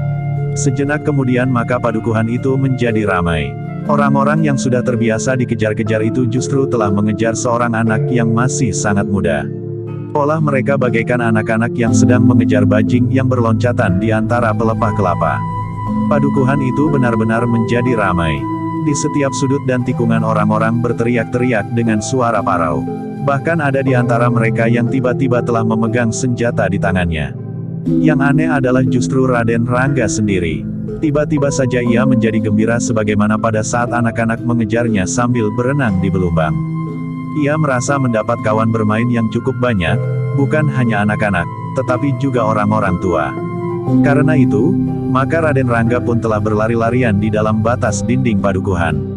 Ia berlari berputar-putar menyusuri jalan-jalan yang sebelumnya tidak dikenalnya. Jika tiba-tiba saja ia berpapasan dengan orang-orang yang memburunya dan tersebar di seluruh penjuru padukuhan, maka tiba-tiba saja ia meloncati dinding halaman. Semakin lama orang yang mengejar Raden Rangga pun menjadi semakin banyak. Orang-orang tua, anak-anak muda, remaja dan bahkan hampir setiap laki-laki di padukuhan itu. Suaranya menjadi riuh dan gemuruh. Seluruh padukuhan rasa-rasanya telah terguncang oleh tingkah Raden Rangga. Sebenarnya lah orang-orang padukuhan itu telah dicengkam oleh perasaan aneh. Mereka yang terdiri dari sekian banyak orang, yang di luar padukuhan ditakuti sebagai perampok, penyamun dan perompak, tiba-tiba di padukuhan sendiri telah dipermainkan oleh seorang anak yang masih terlalu muda. Namun adalah satu kenyataan, bahwa mereka tidak segera dapat menangkap anak muda itu. Dalam keadaan yang terjepit, seolah-olah anak itu telah menjadi lenyap seperti asap. Bahkan ketika Raden Rangga terkepung di halaman, maka beberapa orang telah melihatnya menyusup ke dalam gerumbul. Namun tiba-tiba saja orang-orang itu mendengar suara tertawa di bumbungan atap sebuah rumah. "Ayo, tangkap aku," berkata Raden Rangga. "Semula aku cemas, bahwa aku harus membunuh lagi. Tetapi ternyata bahwa kalian telah memberi kegembiraan bermain hari ini. Aku jarang sekali bergembira seperti hari ini setelah aku sempat bermain di Belumbang. Dan kini aku sempat bermain dengan paman-paman, kakang-kakang dan kakek-kakek di padukuhan ini." Persetan anak tukang tenung geram Surawedung yang hanya dapat menggeram di muka sebuah rumah yang bumbungan atapnya menjadi alas berpijak Raden Rangga. "Jangan licik seperti anak tikus celurut. Jika kau benar laki-laki, turun dan kita berkelahi di halaman ini." "Tidak mau," berkata Raden Rangga, "jika kau memaksa aku untuk berkelahi, aku akan mendapat marah lagi, karena aku tentu akan membunuh. Bahkan mungkin tidak hanya seorang di antara kalian. Mungkin 2, mungkin 5 atau bahkan 10. Mungkin kau yang akan terbunuh paling dahulu. Turun!" Ki Surawedung berteriak dengan penuh kemarahan, "Jika tidak akan aku bakar rumah itu." "Oh, jangan!" tiba-tiba seorang bertubuh kurus mencegah, "Kau tahu rumah ini adalah rumahku." Surawedung berpaling. Namun katanya kemudian, "Bagaimana memaksa anak itu turun? Beberapa orang di antara kita naik," berkata orang bertubuh kurus itu. Surawedung mengangguk-angguk. Ia pun kemudian bersama beberapa orang telah bersiap untuk naik dari beberapa arah. "Hati-hati, jangan kalian rusakkan rumahku," berkata orang bertubuh kurus itu. Namun anak muda yang menyebut namanya Demung itu tertawa sambil berkata, "Marilah, silahkan naik. Kita akan bermain di atap rumah ini. Kita akan menunjukkan siapakah di antara kita yang paling terampil berkejaran di atas alas yang miring. Tetapi jika rusuk-rusuk rumah ini rontok, bukan salahku." Persetan geram Surawedung. Bahkan pemilik rumah itu pun akhirnya berkata, "Biar saja atap rumah ini runtuh. Tetapi monyet itu harus tertangkap." "Oh begitu," sahut Raden Rangga, "jadi kau tidak berkeberatan atap rumahmu runtuh?" Orang bertubuh kecil itu tidak menjawab. Tetapi orang-orang yang mengepung Raden Rangga dengan hati-hati bergerak maju di atas atap rumah itu. Perlahan-lahan mereka merangkak. Namun di antara mereka telah siap dengan senjata di tangan. Namun adalah di luar dugaan. Dengan gembira Raden Rangga menyaksikan orang-orang yang merangkak itu.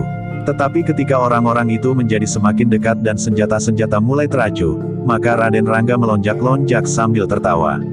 Katanya di sela-sela derai tertawanya, "Marilah. Kalian mirip dengan anjing-anjing kelaparan yang merangkak mendekati potongan tulang-tulang. Tutup mulutmu," teriak Surawedung. Tetapi suara tertawa Raden Rangga berderai semakin keras.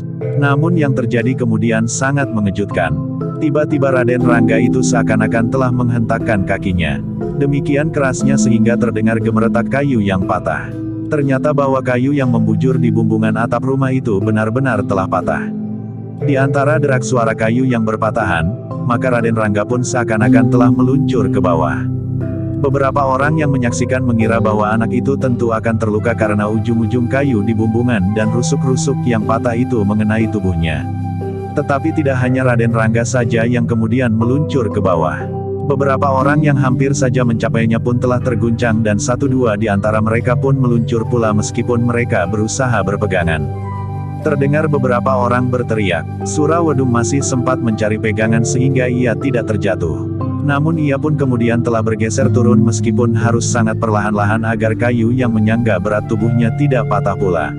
Orang-orang yang berada di atas rumah itu mengumpat sejadi-jadinya. Atap rumah itu benar-benar menjadi rusak, sementara anak yang ingin mereka tangkap telah meluncur ke bawah.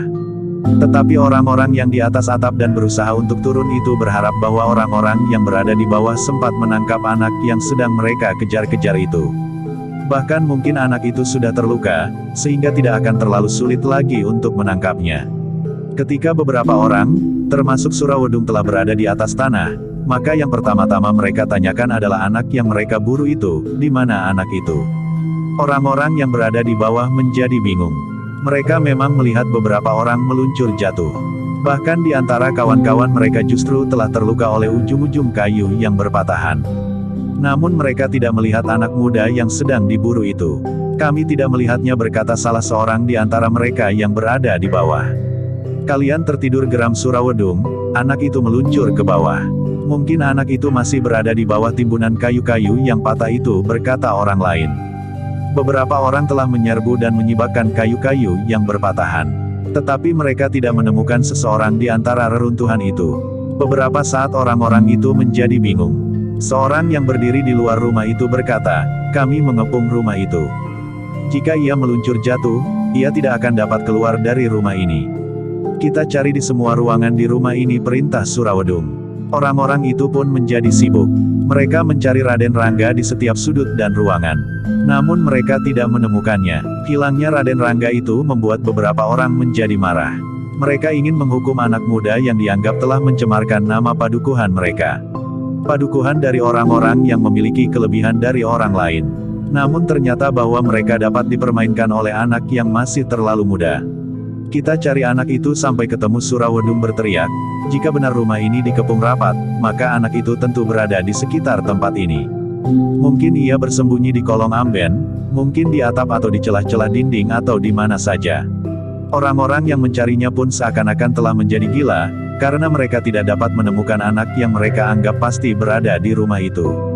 Namun sejenak kemudian, tiba-tiba saja mereka telah dikejutkan oleh kehadiran seorang anak muda yang berlari-lari sambil terengah-engah. Dengan kata-kata yang patah ia memberikan laporan, "Anak yang kita buru itu sudah berada di tikungan." "Tikungan mana?" bertanya Surawedung dengan mata terbelalak. "Tikungan di ujung jalan itu," jawab anak muda yang melaporkan itu. "Beberapa orang kawan sedang mengejarnya." Gila, Surawedung pun berteriak, "Tangkap anak iblis itu. Ia harus dicincang di halaman Banjar." Beberapa orang pun segera berlari-larian menuju ke tikungan. Mereka menyebar dan bermaksud untuk menyergap dari beberapa arah. Namun ternyata Raden Rangga sudah berlari lebih jauh lagi, sehingga kembali terjadi kejar-kejaran di padukuhan itu. Kegemparan pun menjadi semakin mengguncang padukuhan itu ketika diketemukan beberapa orang yang terluka di beberapa tempat. Seorang yang berjambang dan berkumis tebal, terbaring di sudut gardu, sementara seorang bertubuh gemuk, pingsan di simpang 4. Seorang yang lain merintih di bawah rumpun bambu yang lebat. "Apa yang telah terjadi dengan mereka?" bertanya Surawedung yang mendapat laporan tentang peristiwa itu. "Anak itu," jawab seseorang, "tidak seorang pun mampu menahannya." "Apakah ada di antara mereka yang terbunuh?" bertanya Surawedung. "Tidak, untunglah bahwa tidak seorang pun di antara korban yang terbunuh. Tetapi ada di antara mereka yang mengalami luka cukup berat." Kemarahan Surawedung dan beberapa orang padukuhan itu tidak dapat ditahan lagi, namun mereka tidak segera dapat menangkap anak muda yang menyebut dirinya bernama Demung itu. Karena itu, maka Surawedung pun telah mengerahkan tenaga lebih banyak lagi. Semua laki-laki telah dimintanya keluar dari rumahnya. Bahkan seorang gegeduk yang paling diseganinya telah didatangi oleh Surawedung. Tetapi, gegeduk itu tertawa berkepanjangan. Katanya, "Apakah kalian sudah gila? Aku minta Kakang keluar dan melihat apa yang terjadi," minta Surawedung. "Sekian banyak orang menjadi saksi.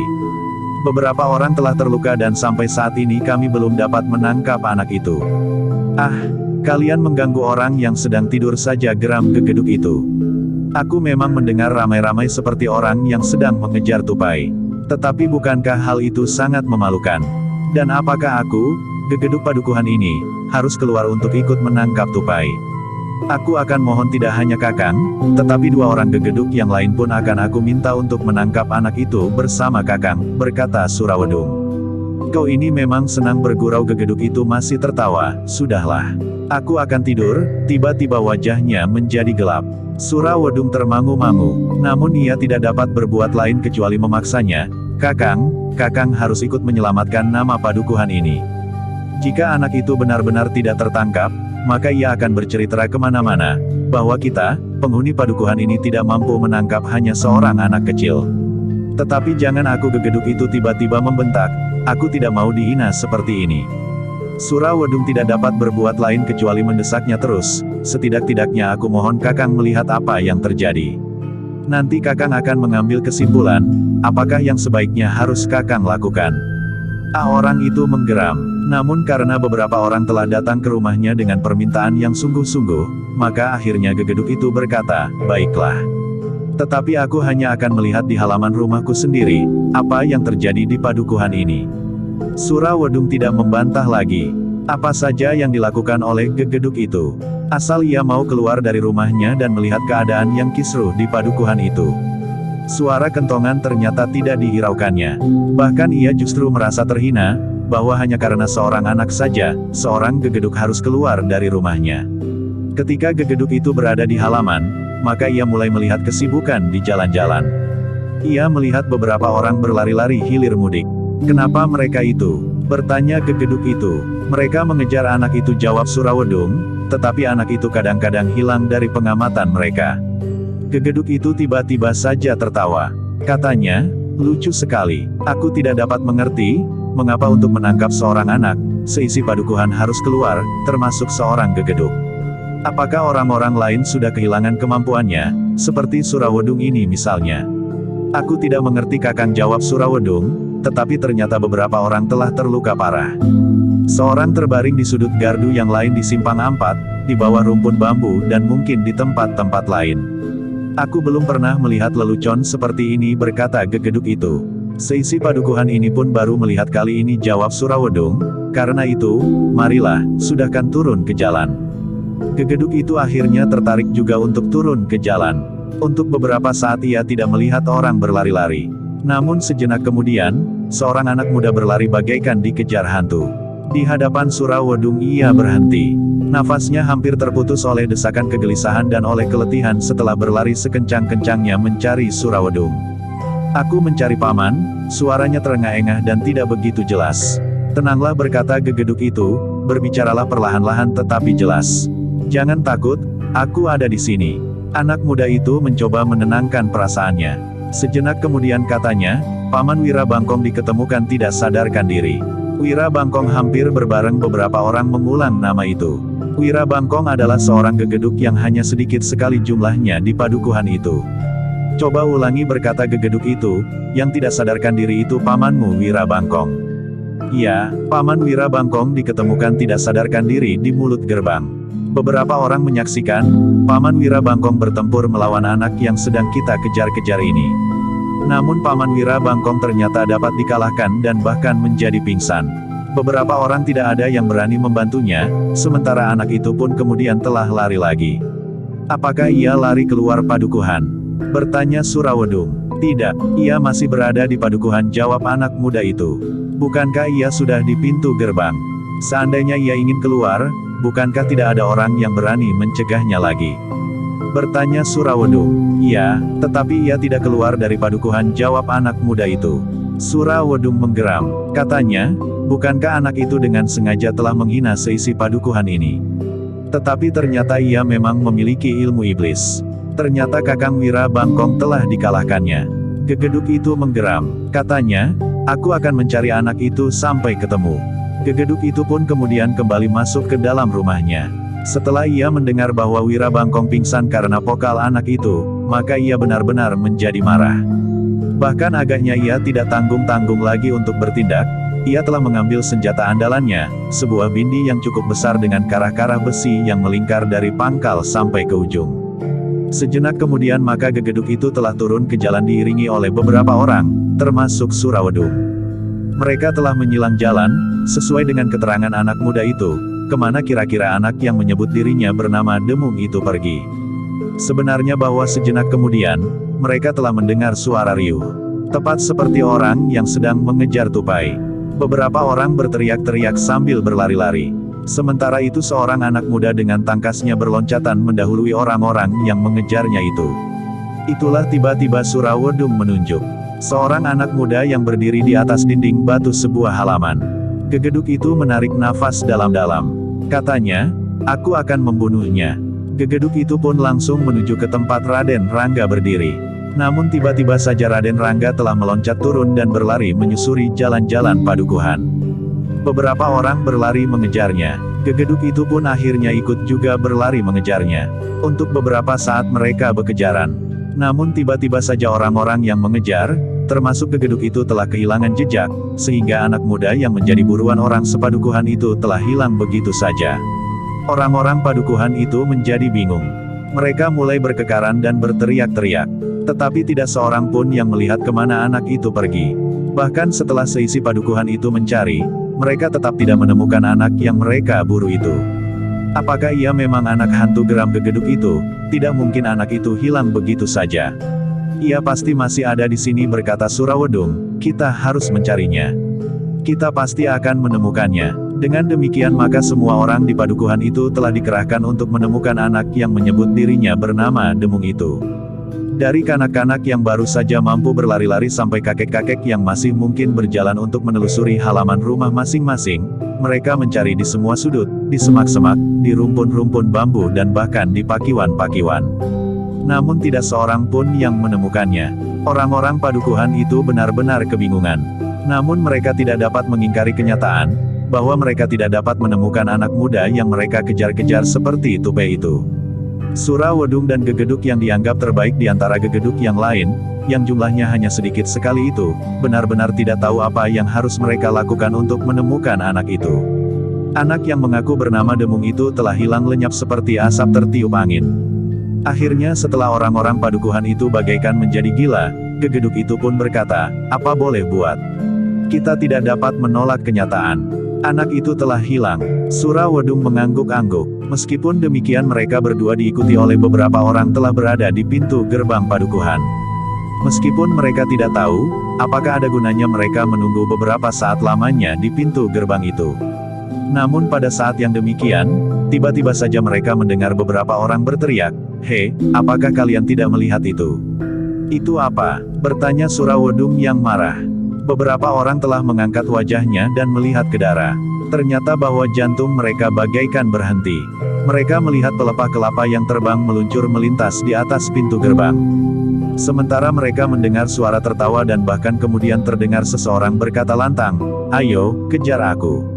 Aku adalah Demung, anak iblis yang telah berhasil memasuki sarang perampok dan penyamun. Ternyata kemampuan kalian tidak lebih dari kemampuan tikus-tikus kecil dibandingkan dengan kemampuanku, anak iblis ini. Lain kali aku akan datang dan menghancurkan padukuhan ini." Semua orang bagaikan membeku. Mereka melihat pelepah itu bagaikan seekor burung raksasa yang terbang mendukung anak yang sedang mereka kejar-kejar itu. Baru sejenak kemudian mereka bagaikan sadar dari sebuah mimpi yang sangat buruk. Gegeduk itulah yang mula-mula berteriak, "Kita akan mengejarnya." Berlari-lari mereka pergi ke gerbang. Namun burung raksasa itu telah terbang jauh sekali melintasi bulak. Meskipun demikian orang-orang dari padukuhan itu bertekad untuk melacaknya. "Kita akan mencoba, jika kita berhasil, kita akan menebus penghinaan ini," berkata gegeduk itu. Sementara itu, Raden Rangga telah memusatkan kemampuan ilmunya untuk mengendalikan pelepah kelapa itu, sehingga akhirnya mendarat di sebuah kebun jagung yang kebetulan tidak ditunggui oleh pemiliknya. Namun ternyata bahwa ia terbanting agak keras sehingga Raden Rangga terpaksa mempergunakan kemampuan daya tahan tubuhnya untuk melawan kesakitan yang terasa pada tulang-tulangnya. Sambil menarik nafas dalam-dalam Raden Rangga berdesis, menyenangkan juga ternyata naik pelepah kelapa. "Tetapi aku tanpa sengaja telah merusakkan kebun jagung ini. Meskipun tidak seberapa, tetapi sayang juga beberapa batang jagung berpatahan." Raden Rangga termangu-mangu sejenak. Tetapi ia tidak tahu apa yang dapat diperbuatnya dengan kerusakan itu.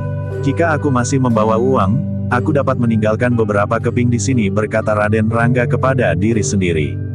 Namun Raden Rangga terkejut ketika tiba-tiba saja terdengar seseorang bertanya, "Di mana uangmu?"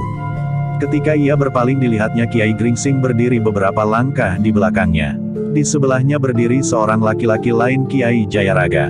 "Kiai," desis Raden Rangga, "apa yang sebenarnya Raden lakukan?" bertanya Kiai Gringsing. Tiba-tiba saja Raden Rangga tertawa. Katanya, "Aku tertarik melihat permainan Ki Tumenggung Wiladipa meskipun aku terpaksa membunuhnya, sehingga aku telah dimarahi oleh ayahanda." Tiba-tiba saja aku ingin mencobanya meskipun ketika aku mendarat, ternyata aku masih terbanting terlalu keras, tidak sebagaimana dilakukan oleh Ki Tumenggung Wiladipa. Kiai Gringsing mengangguk-angguk. Katanya, aku melihat Raden meluncur. Karena itu, maka aku pun segera mengikuti dan ternyata bahwa benar sebagaimana yang aku duga. Tetapi aku harus segera meninggalkan tempat ini, Kiai, berkata Raden Rangga. Kenapa? Bertanya Kiai Gringsing. Dengan singkat Raden Rangga pun telah menceritakan apa yang telah terjadi. Lalu katanya, bagaimana pertimbangan Kiai? Apakah aku harus membunuh lagi atau lebih baik aku melarikan diri? Kiai Gringsing menarik nafas dalam-dalam.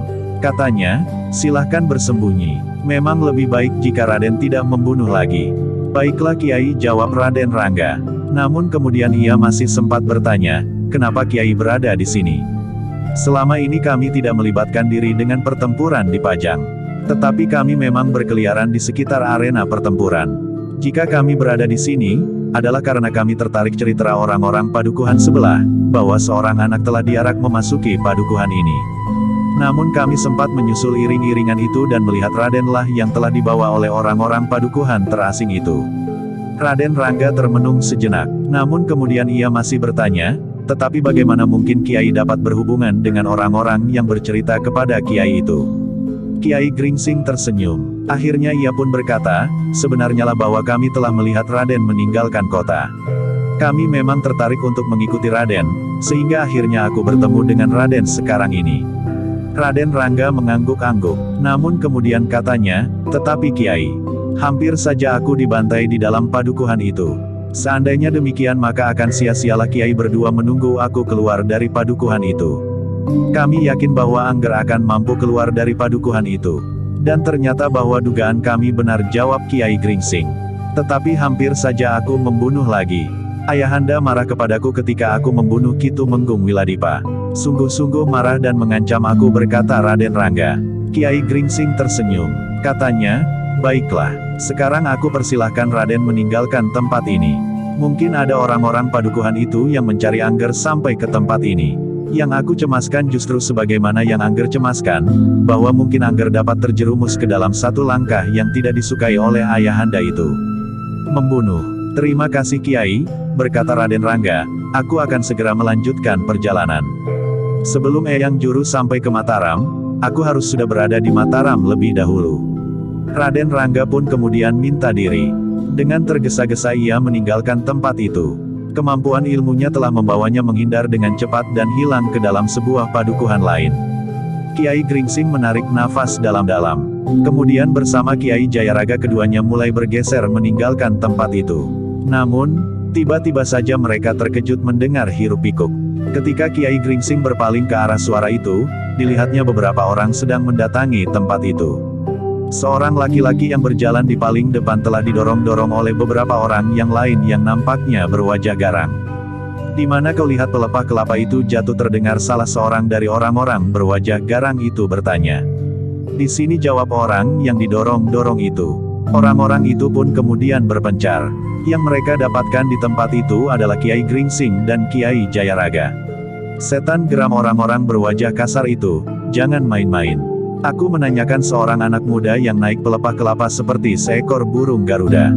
Ya, ia jatuh di tempat ini, berkata orang itu. Terdengar di antara orang-orang berwajah garang itu berkata, Adi Surawedung. Bertanyalah kepada orang-orang tua itu.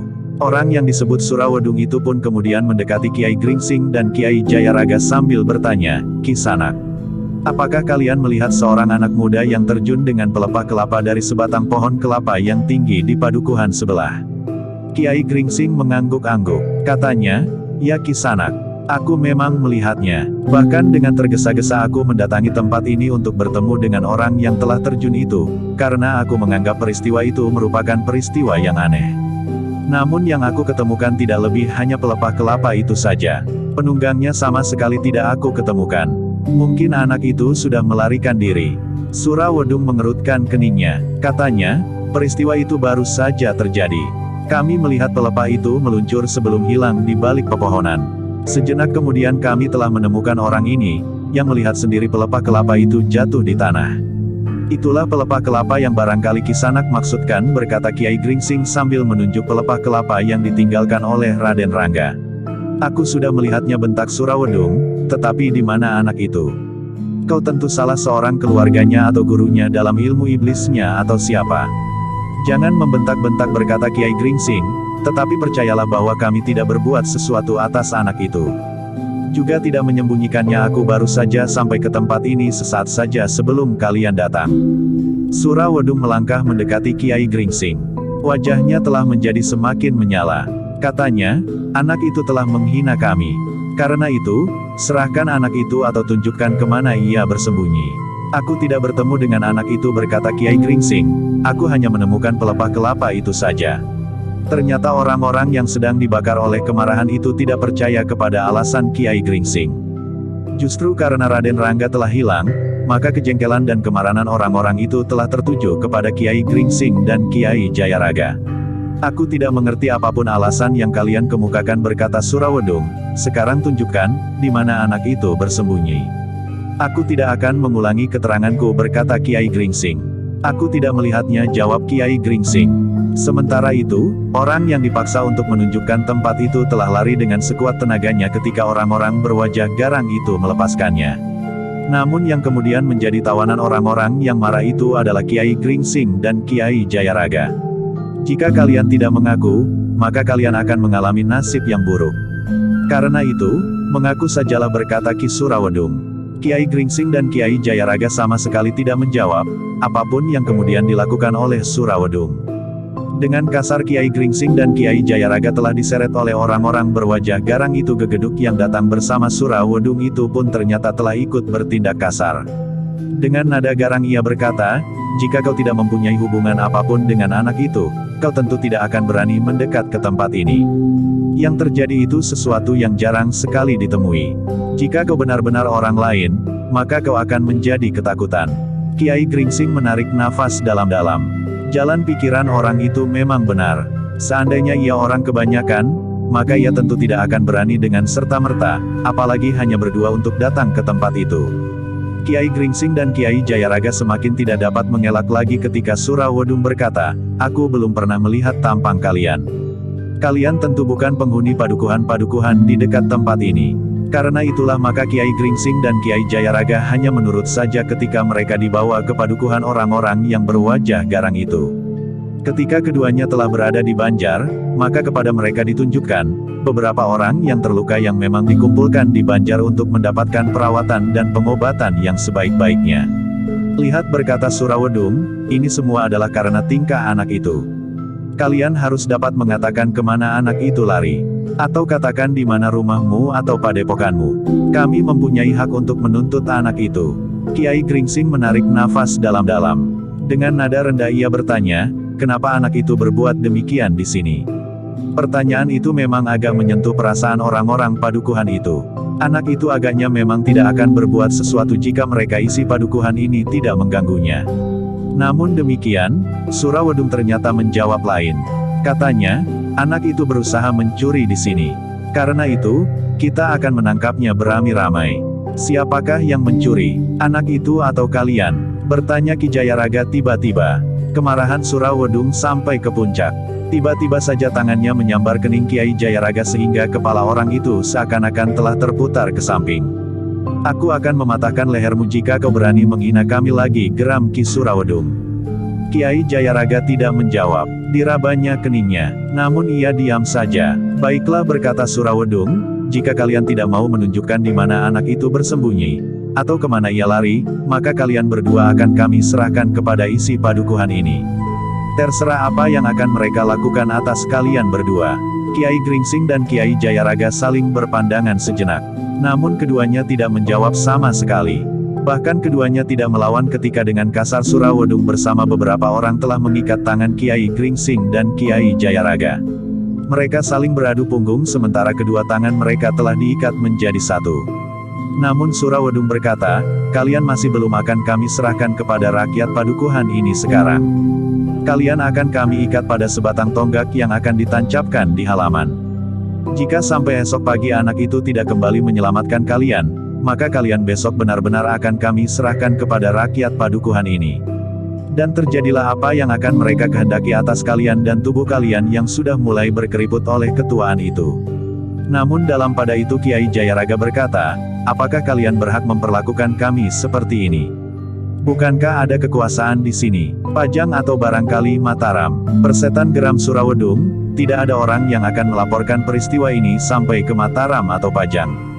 Kalian akan menjadi bahan tontonan yang paling menarik. Ada 2 kesempatan, teriak Gegeduk yang marah itu, kalian mengaku dan memberikan jalan sehingga kami dapat menangkap anak itu, atau anak itu datang dengan sendirinya kemari. Kiai Jayaraga tidak menjawab lagi. Namun terasa ketegangan mulai meraba jantungnya. Ia sama sekali tidak senang diperlakukan seperti itu. Tetapi karena Kiai Gringsing tidak berbuat apa-apa, maka Kiai Jayaraga pun tidak berbuat apa-apa pula. Sementara itu, Surawedung telah memerintahkan untuk menancapkan sebatang patok yang kuat di halaman. Sebatang kayu yang ditanam hampir sepengadek di halaman itu, sehingga tidak mungkin akan dapat tercabut hanya oleh 2 orang saja. Setelah patok itu siap, maka Kiai Jayaraga dan Kiai Gringsing telah diikat pada patok itu. Mereka saling beradu punggung. Dengan tali ijuk yang kuat, tangan mereka yang terikat itu telah diikat pula pada patok yang kuat itu. Awasi orang-orang tua yang malang ini, berkata Surawedung kepada beberapa orang anak muda.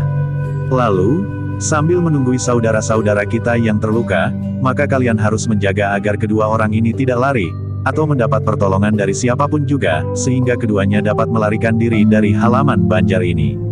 Anak-anak muda itu mengangguk. Mereka pun menjadi geram kepada anak muda yang menyebut dirinya Demung itu. Sementara itu, mereka pun rasa-rasanya telah gatal untuk melakukan sesuatu atas kedua orang yang terikat itu. Aku ingin memilin lehernya, geram seorang anak muda. Jangan melakukan sesuatu yang dapat membuat mereka cepat mati, jawab yang lain. Mungkin kau dapat memilin rambutnya atau barangkali tangan atau kakinya saja. Tetapi jangan lehernya. Jika mereka mati maka permainan kita akan berakhir. Sementara itu Kiai Gringsing dan Kiai Jayaraga yang ditilik dari wujudnya adalah orang-orang tua, berdiri dengan tangan terikat pada sebuah patok. Ketika orang-orang yang mengawasi sudah menjauh, maka terdengar Kiai Jayaraga berdesis, kenapa Kiai membiarkan saja kita perlakukan seperti ini? Satu pengamatan di hari tua, sahut Kiai Gringsing sambil tersenyum. Meskipun Kiai Jayaraga tidak melihat, tetapi Kiai Jayaraga mengerti bahwa Kiai Gringsing itu sedang tersenyum. Bahkan berkata Kiai Gringsing lebih lanjut, bahkan Kiai Jayaraga selama hidup belum pernah mengalami diikat seperti ini. Ya, sahut Kiai Jayaraga, ini adalah pengalaman pertama yang sangat berharga sebelum hari-hari terakhir dalam hidup kita. Nah, bukankah menyenangkan sekali, berkata Kiai Gringsing. Tetapi itu mulai jemu, berkata Kiai Jayaraga. Ah, jangan Kiai, jawab Kiai Gringsing. Kita akan berdiri di sini beberapa saat lamanya untuk menikmati pengalaman yang sulit dicari. Mungkin untuk selanjutnya kita tidak akan pernah mendapat pengalaman seperti ini. Tetapi nyamuknya banyak sekali Kiai.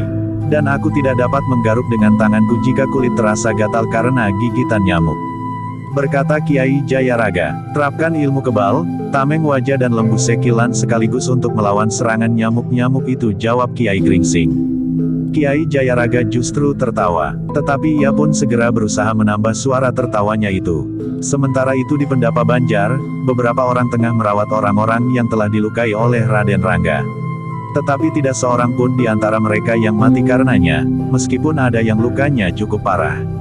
Di antara mereka yang berada di Banjar itu, beberapa orang bergantian telah mengawasi 2 orang yang terikat pada tiang di tengah-tengah halaman itu.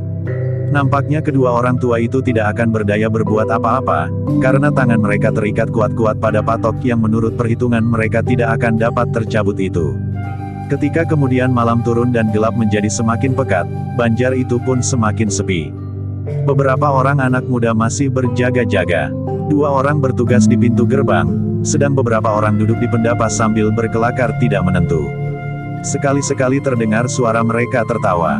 Dengan demikian mereka tidak cepat dicengkam oleh perasaan kantuk. Namun kadang-kadang terdengar orang yang sedang terluka itu merintih.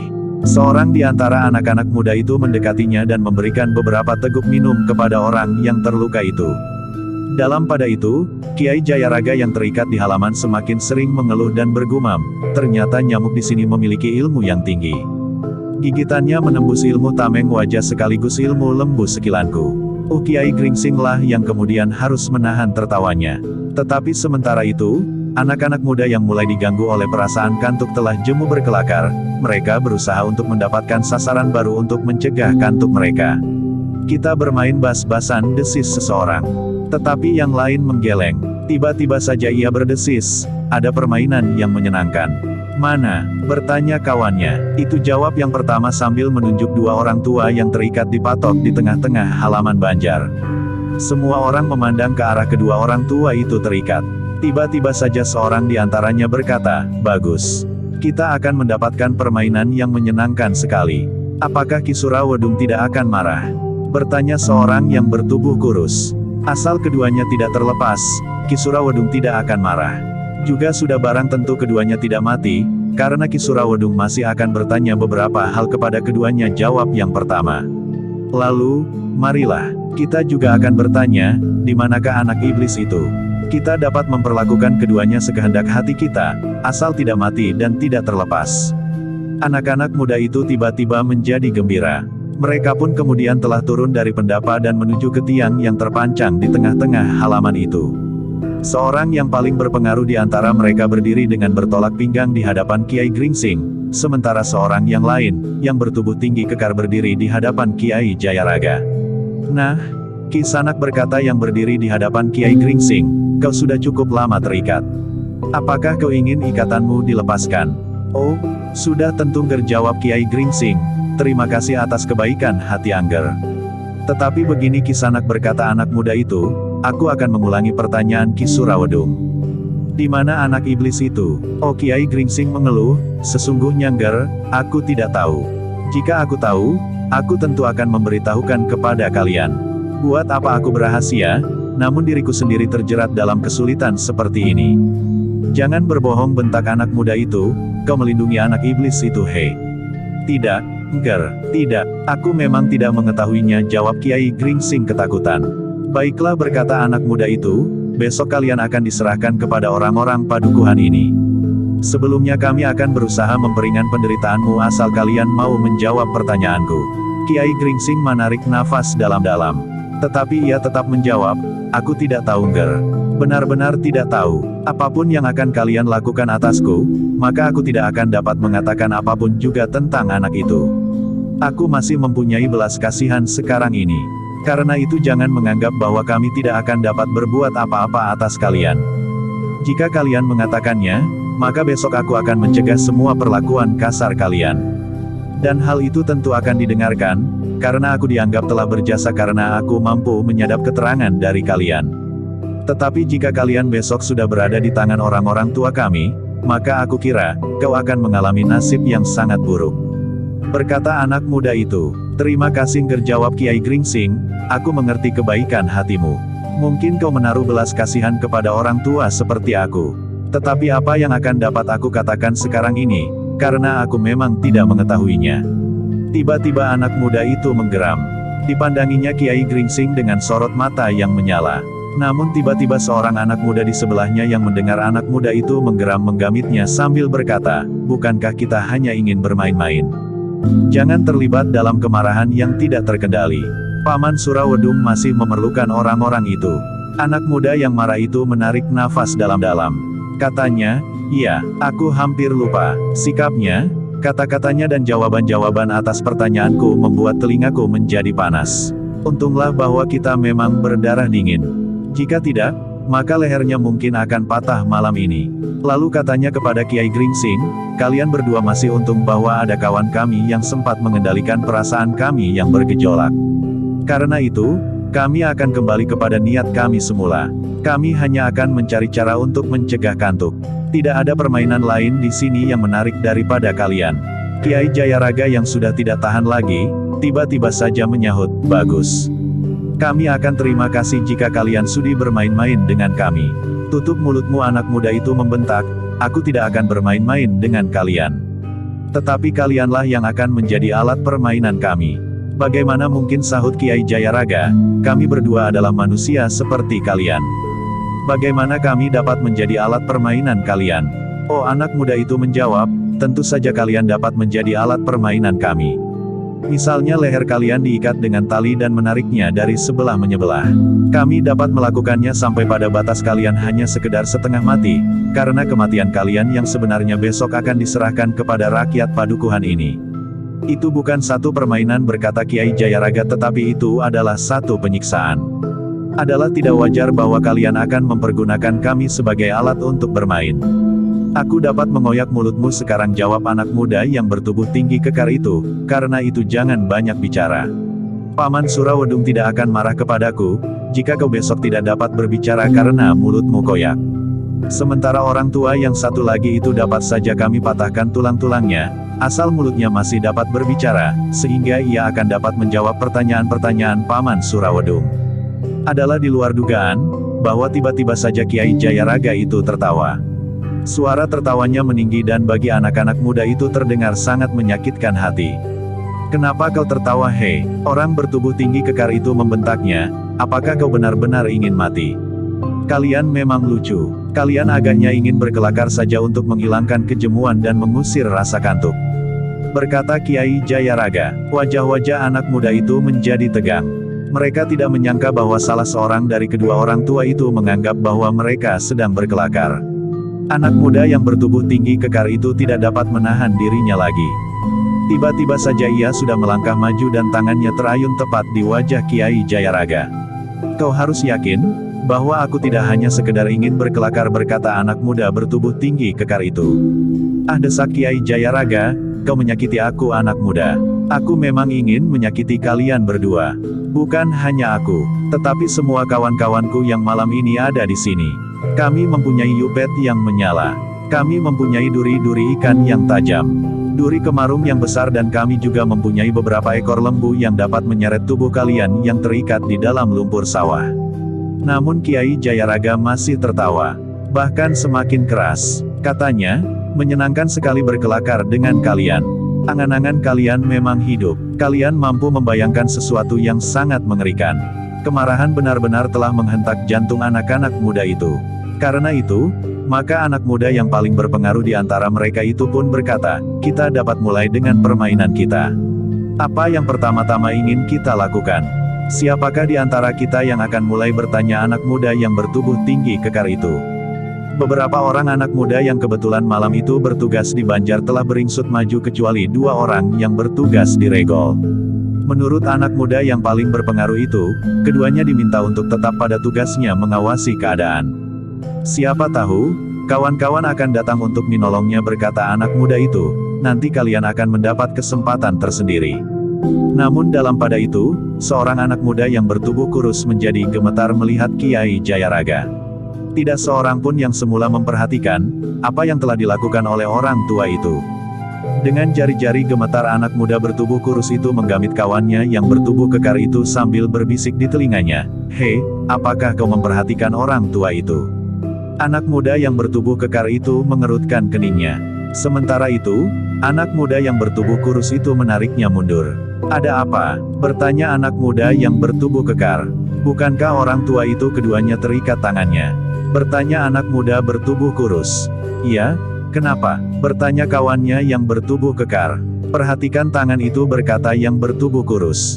Untuk beberapa saat anak muda yang bertubuh tinggi kekar itu memperhatikan Kiai Jayaraga.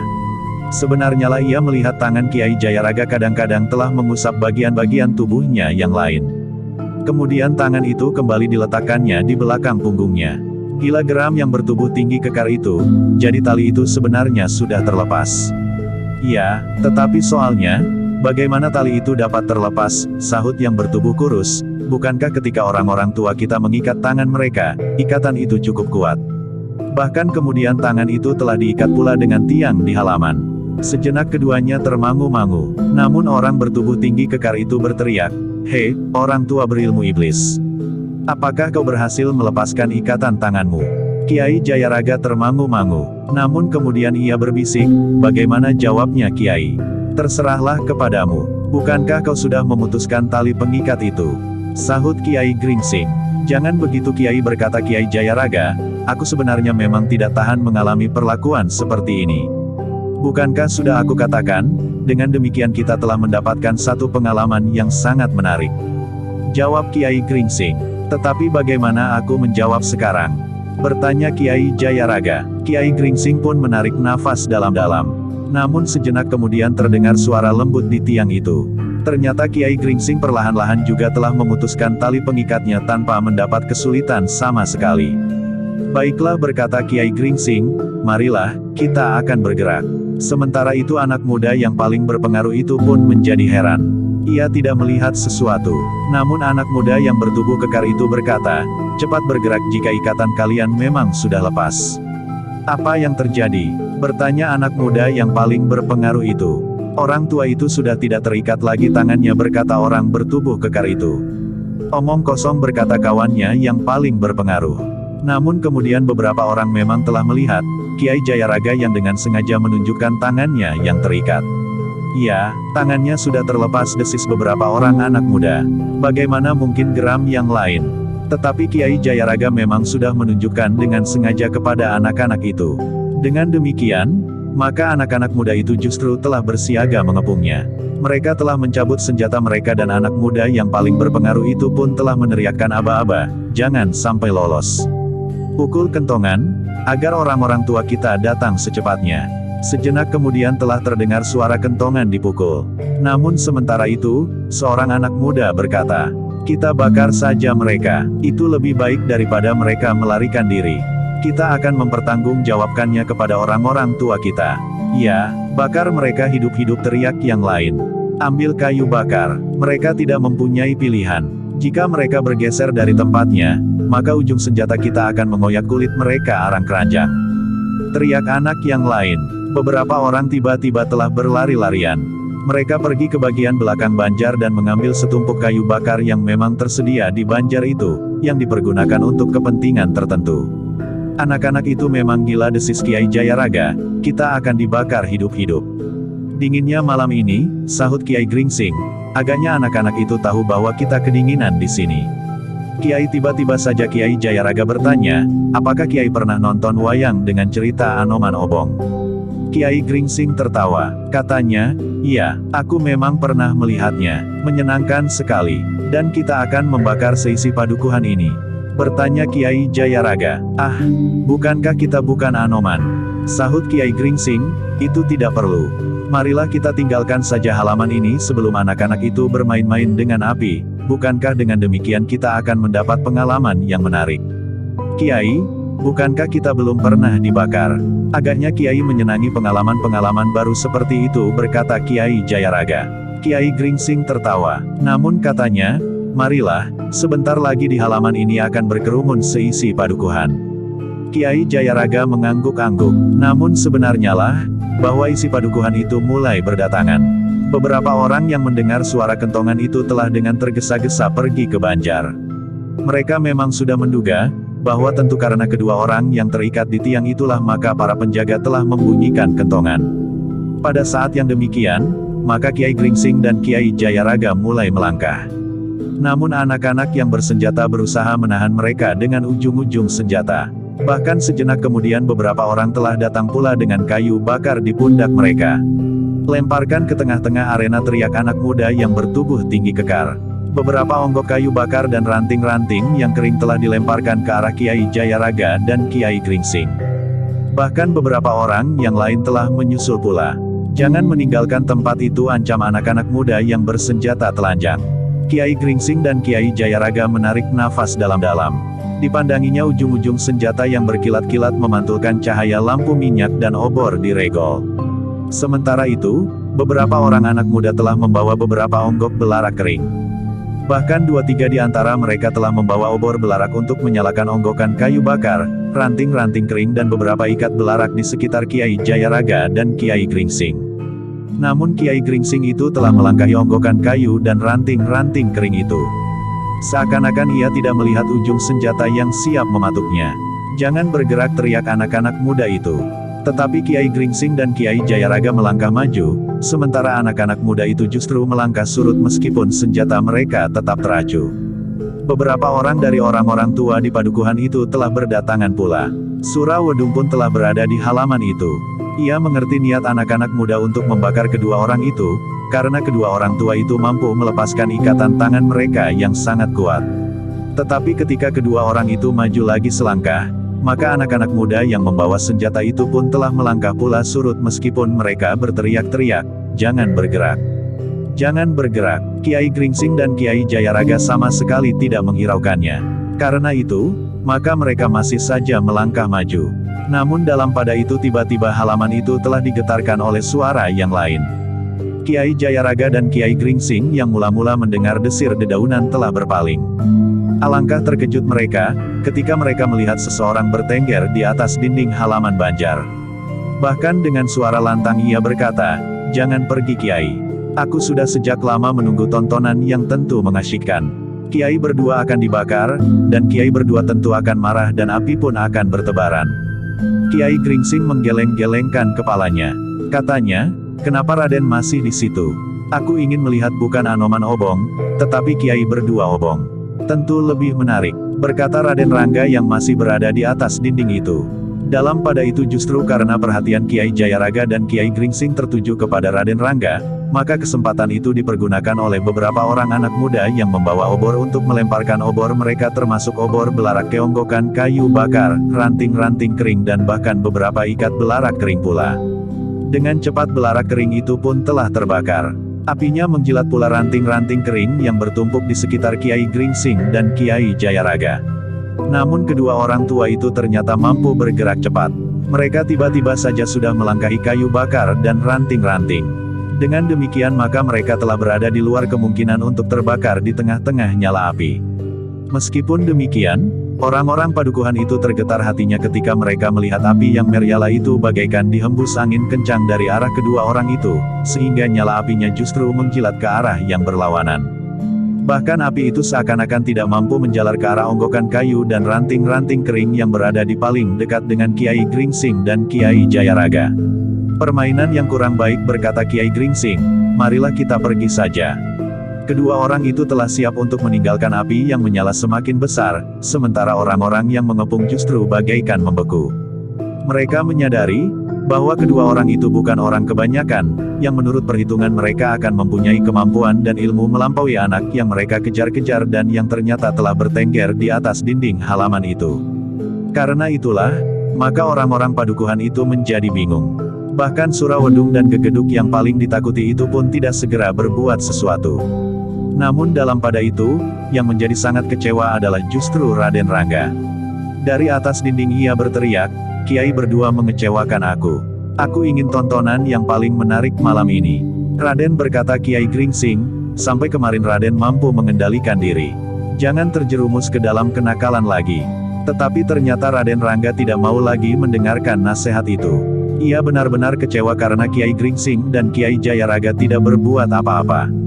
"Jika Kiai berdua berbuat sesuatu, aku tidak akan nakal lagi," berkata Raden Rangga itu. Kiai Gringsing dan Kiai Jayaraga menjadi bingung sesaat. Namun kemudian Kiai Gringsing berkata, "Bukankah Raden telah meninggalkan padukuhan ini dan berhasil lolos dari bujukan keinginan Raden untuk berbuat sesuatu yang bertentangan dengan kehendak Ayahanda?" Raden Rangga termangu-mangu sejenak. Namun tiba-tiba saja ia menjawab, "Ayahanda melarang aku membunuh. Aku tidak ingin membunuh. Aku hanya ingin bermain-main saja." Kiai Gringsing dan Kiai Jayaraga tidak sempat menyegah, ketika tiba-tiba saja Raden Rangga telah meloncat turun. Dengan mempergunakan kekuatan tenaga ilmunya, maka tiba-tiba saja Raden Rangga itu telah menendang onggokan api di halaman ke arah Banjar. Kekuatan Raden Rangga memang luar biasa. Api itu pun telah memercik dan melontar ke arah Banjar, ketika onggokan-onggokan kayu, ranting-ranting kering, yang terbakar, yang ditendang oleh Raden Rangga terlempar bertebaran ke arah Banjar padukuhan itu. Lidah api yang menjilat-jilat itu berloncatan di udara. Orang-orang yang menyaksikan hatinya tergetar. Bahkan beberapa orang telah berlari-larian karena api itu terbang di atas kepala mereka. Percikan-percikan baranya telah jauh ke tubuh mereka dan melubangi pakaian mereka. Raden, cegah Kiai Gringsing. Tetapi yang terdengar adalah suara Raden Rangga, permainan yang menyenangkan. "Banjar itu akan terbakar." "Raden tidak hanya membakar Banjar itu," sahut Kiai Gringsing, "tetapi Raden dapat membunuh orang-orang yang ada di dalamnya, terutama orang-orang yang sedang terluka itu." "Itu bukan salahku Kiai," jawab Raden Rangga, "itu adalah salah mereka sendiri." Kiai Gringsing termangu-mangu sejenak. Namun kemudian katanya kepada Kiai Jayaraga, "Mereka harus diselamatkan. Kita usahakan untuk memadamkan apinya, berkata Kiai Jayaraga. Kiai Gringsing mengangguk-angguk. Katanya, aku akan mengusahakan, tetapi bawa orang-orang padukuhan itu untuk menyelamatkan kawan-kawan mereka. Kiai Jayaraga yang tua itu pun kemudian dengan tangkasnya meloncat mendekati Banjar sambil berteriak, tolonglah kawan-kawan kalian. Jangan biarkan mereka mati terbakar. Beberapa orang termangu-mangu. Namun ketika mereka melihat Kiai Jayaraga memasuki pendapa yang memang sudah mulai terbakar, maka beberapa orang pun telah menyusulnya, termasuk Surawedung. Mereka telah berusaha mengangkat orang-orang yang terluka itu di atas pundak mereka. Sementara itu, Kiai Gringsing tengah berusaha untuk mengurangi kobaran api yang telah membakar Banjar itu. Dengan kekuatan ilmunya, maka udara yang dingin telah berhembus ke arah api yang menyala semakin lama semakin besar. Beberapa onggok kayu dan ranting-ranting kering yang menyala telah jatuh justru di atas pendapa Banjar itu. Sementara itu, di samping menyelamatkan orang-orang yang terluka, maka Ki Jayaraga pun telah meneriakkan isyarat, agar orang-orang yang berada di halaman itu berusaha ikut memadamkan api, air dan batang-batang pisang. Cepat, kerjakan apa saja. Orang-orang yang ada di tempat itu pun kemudian telah berlari-larian untuk mencari air. Sebagian dari mereka telah menebangi batang-batang pisang dan melemparkannya ke dalam api. Bersambung ke jilid 198.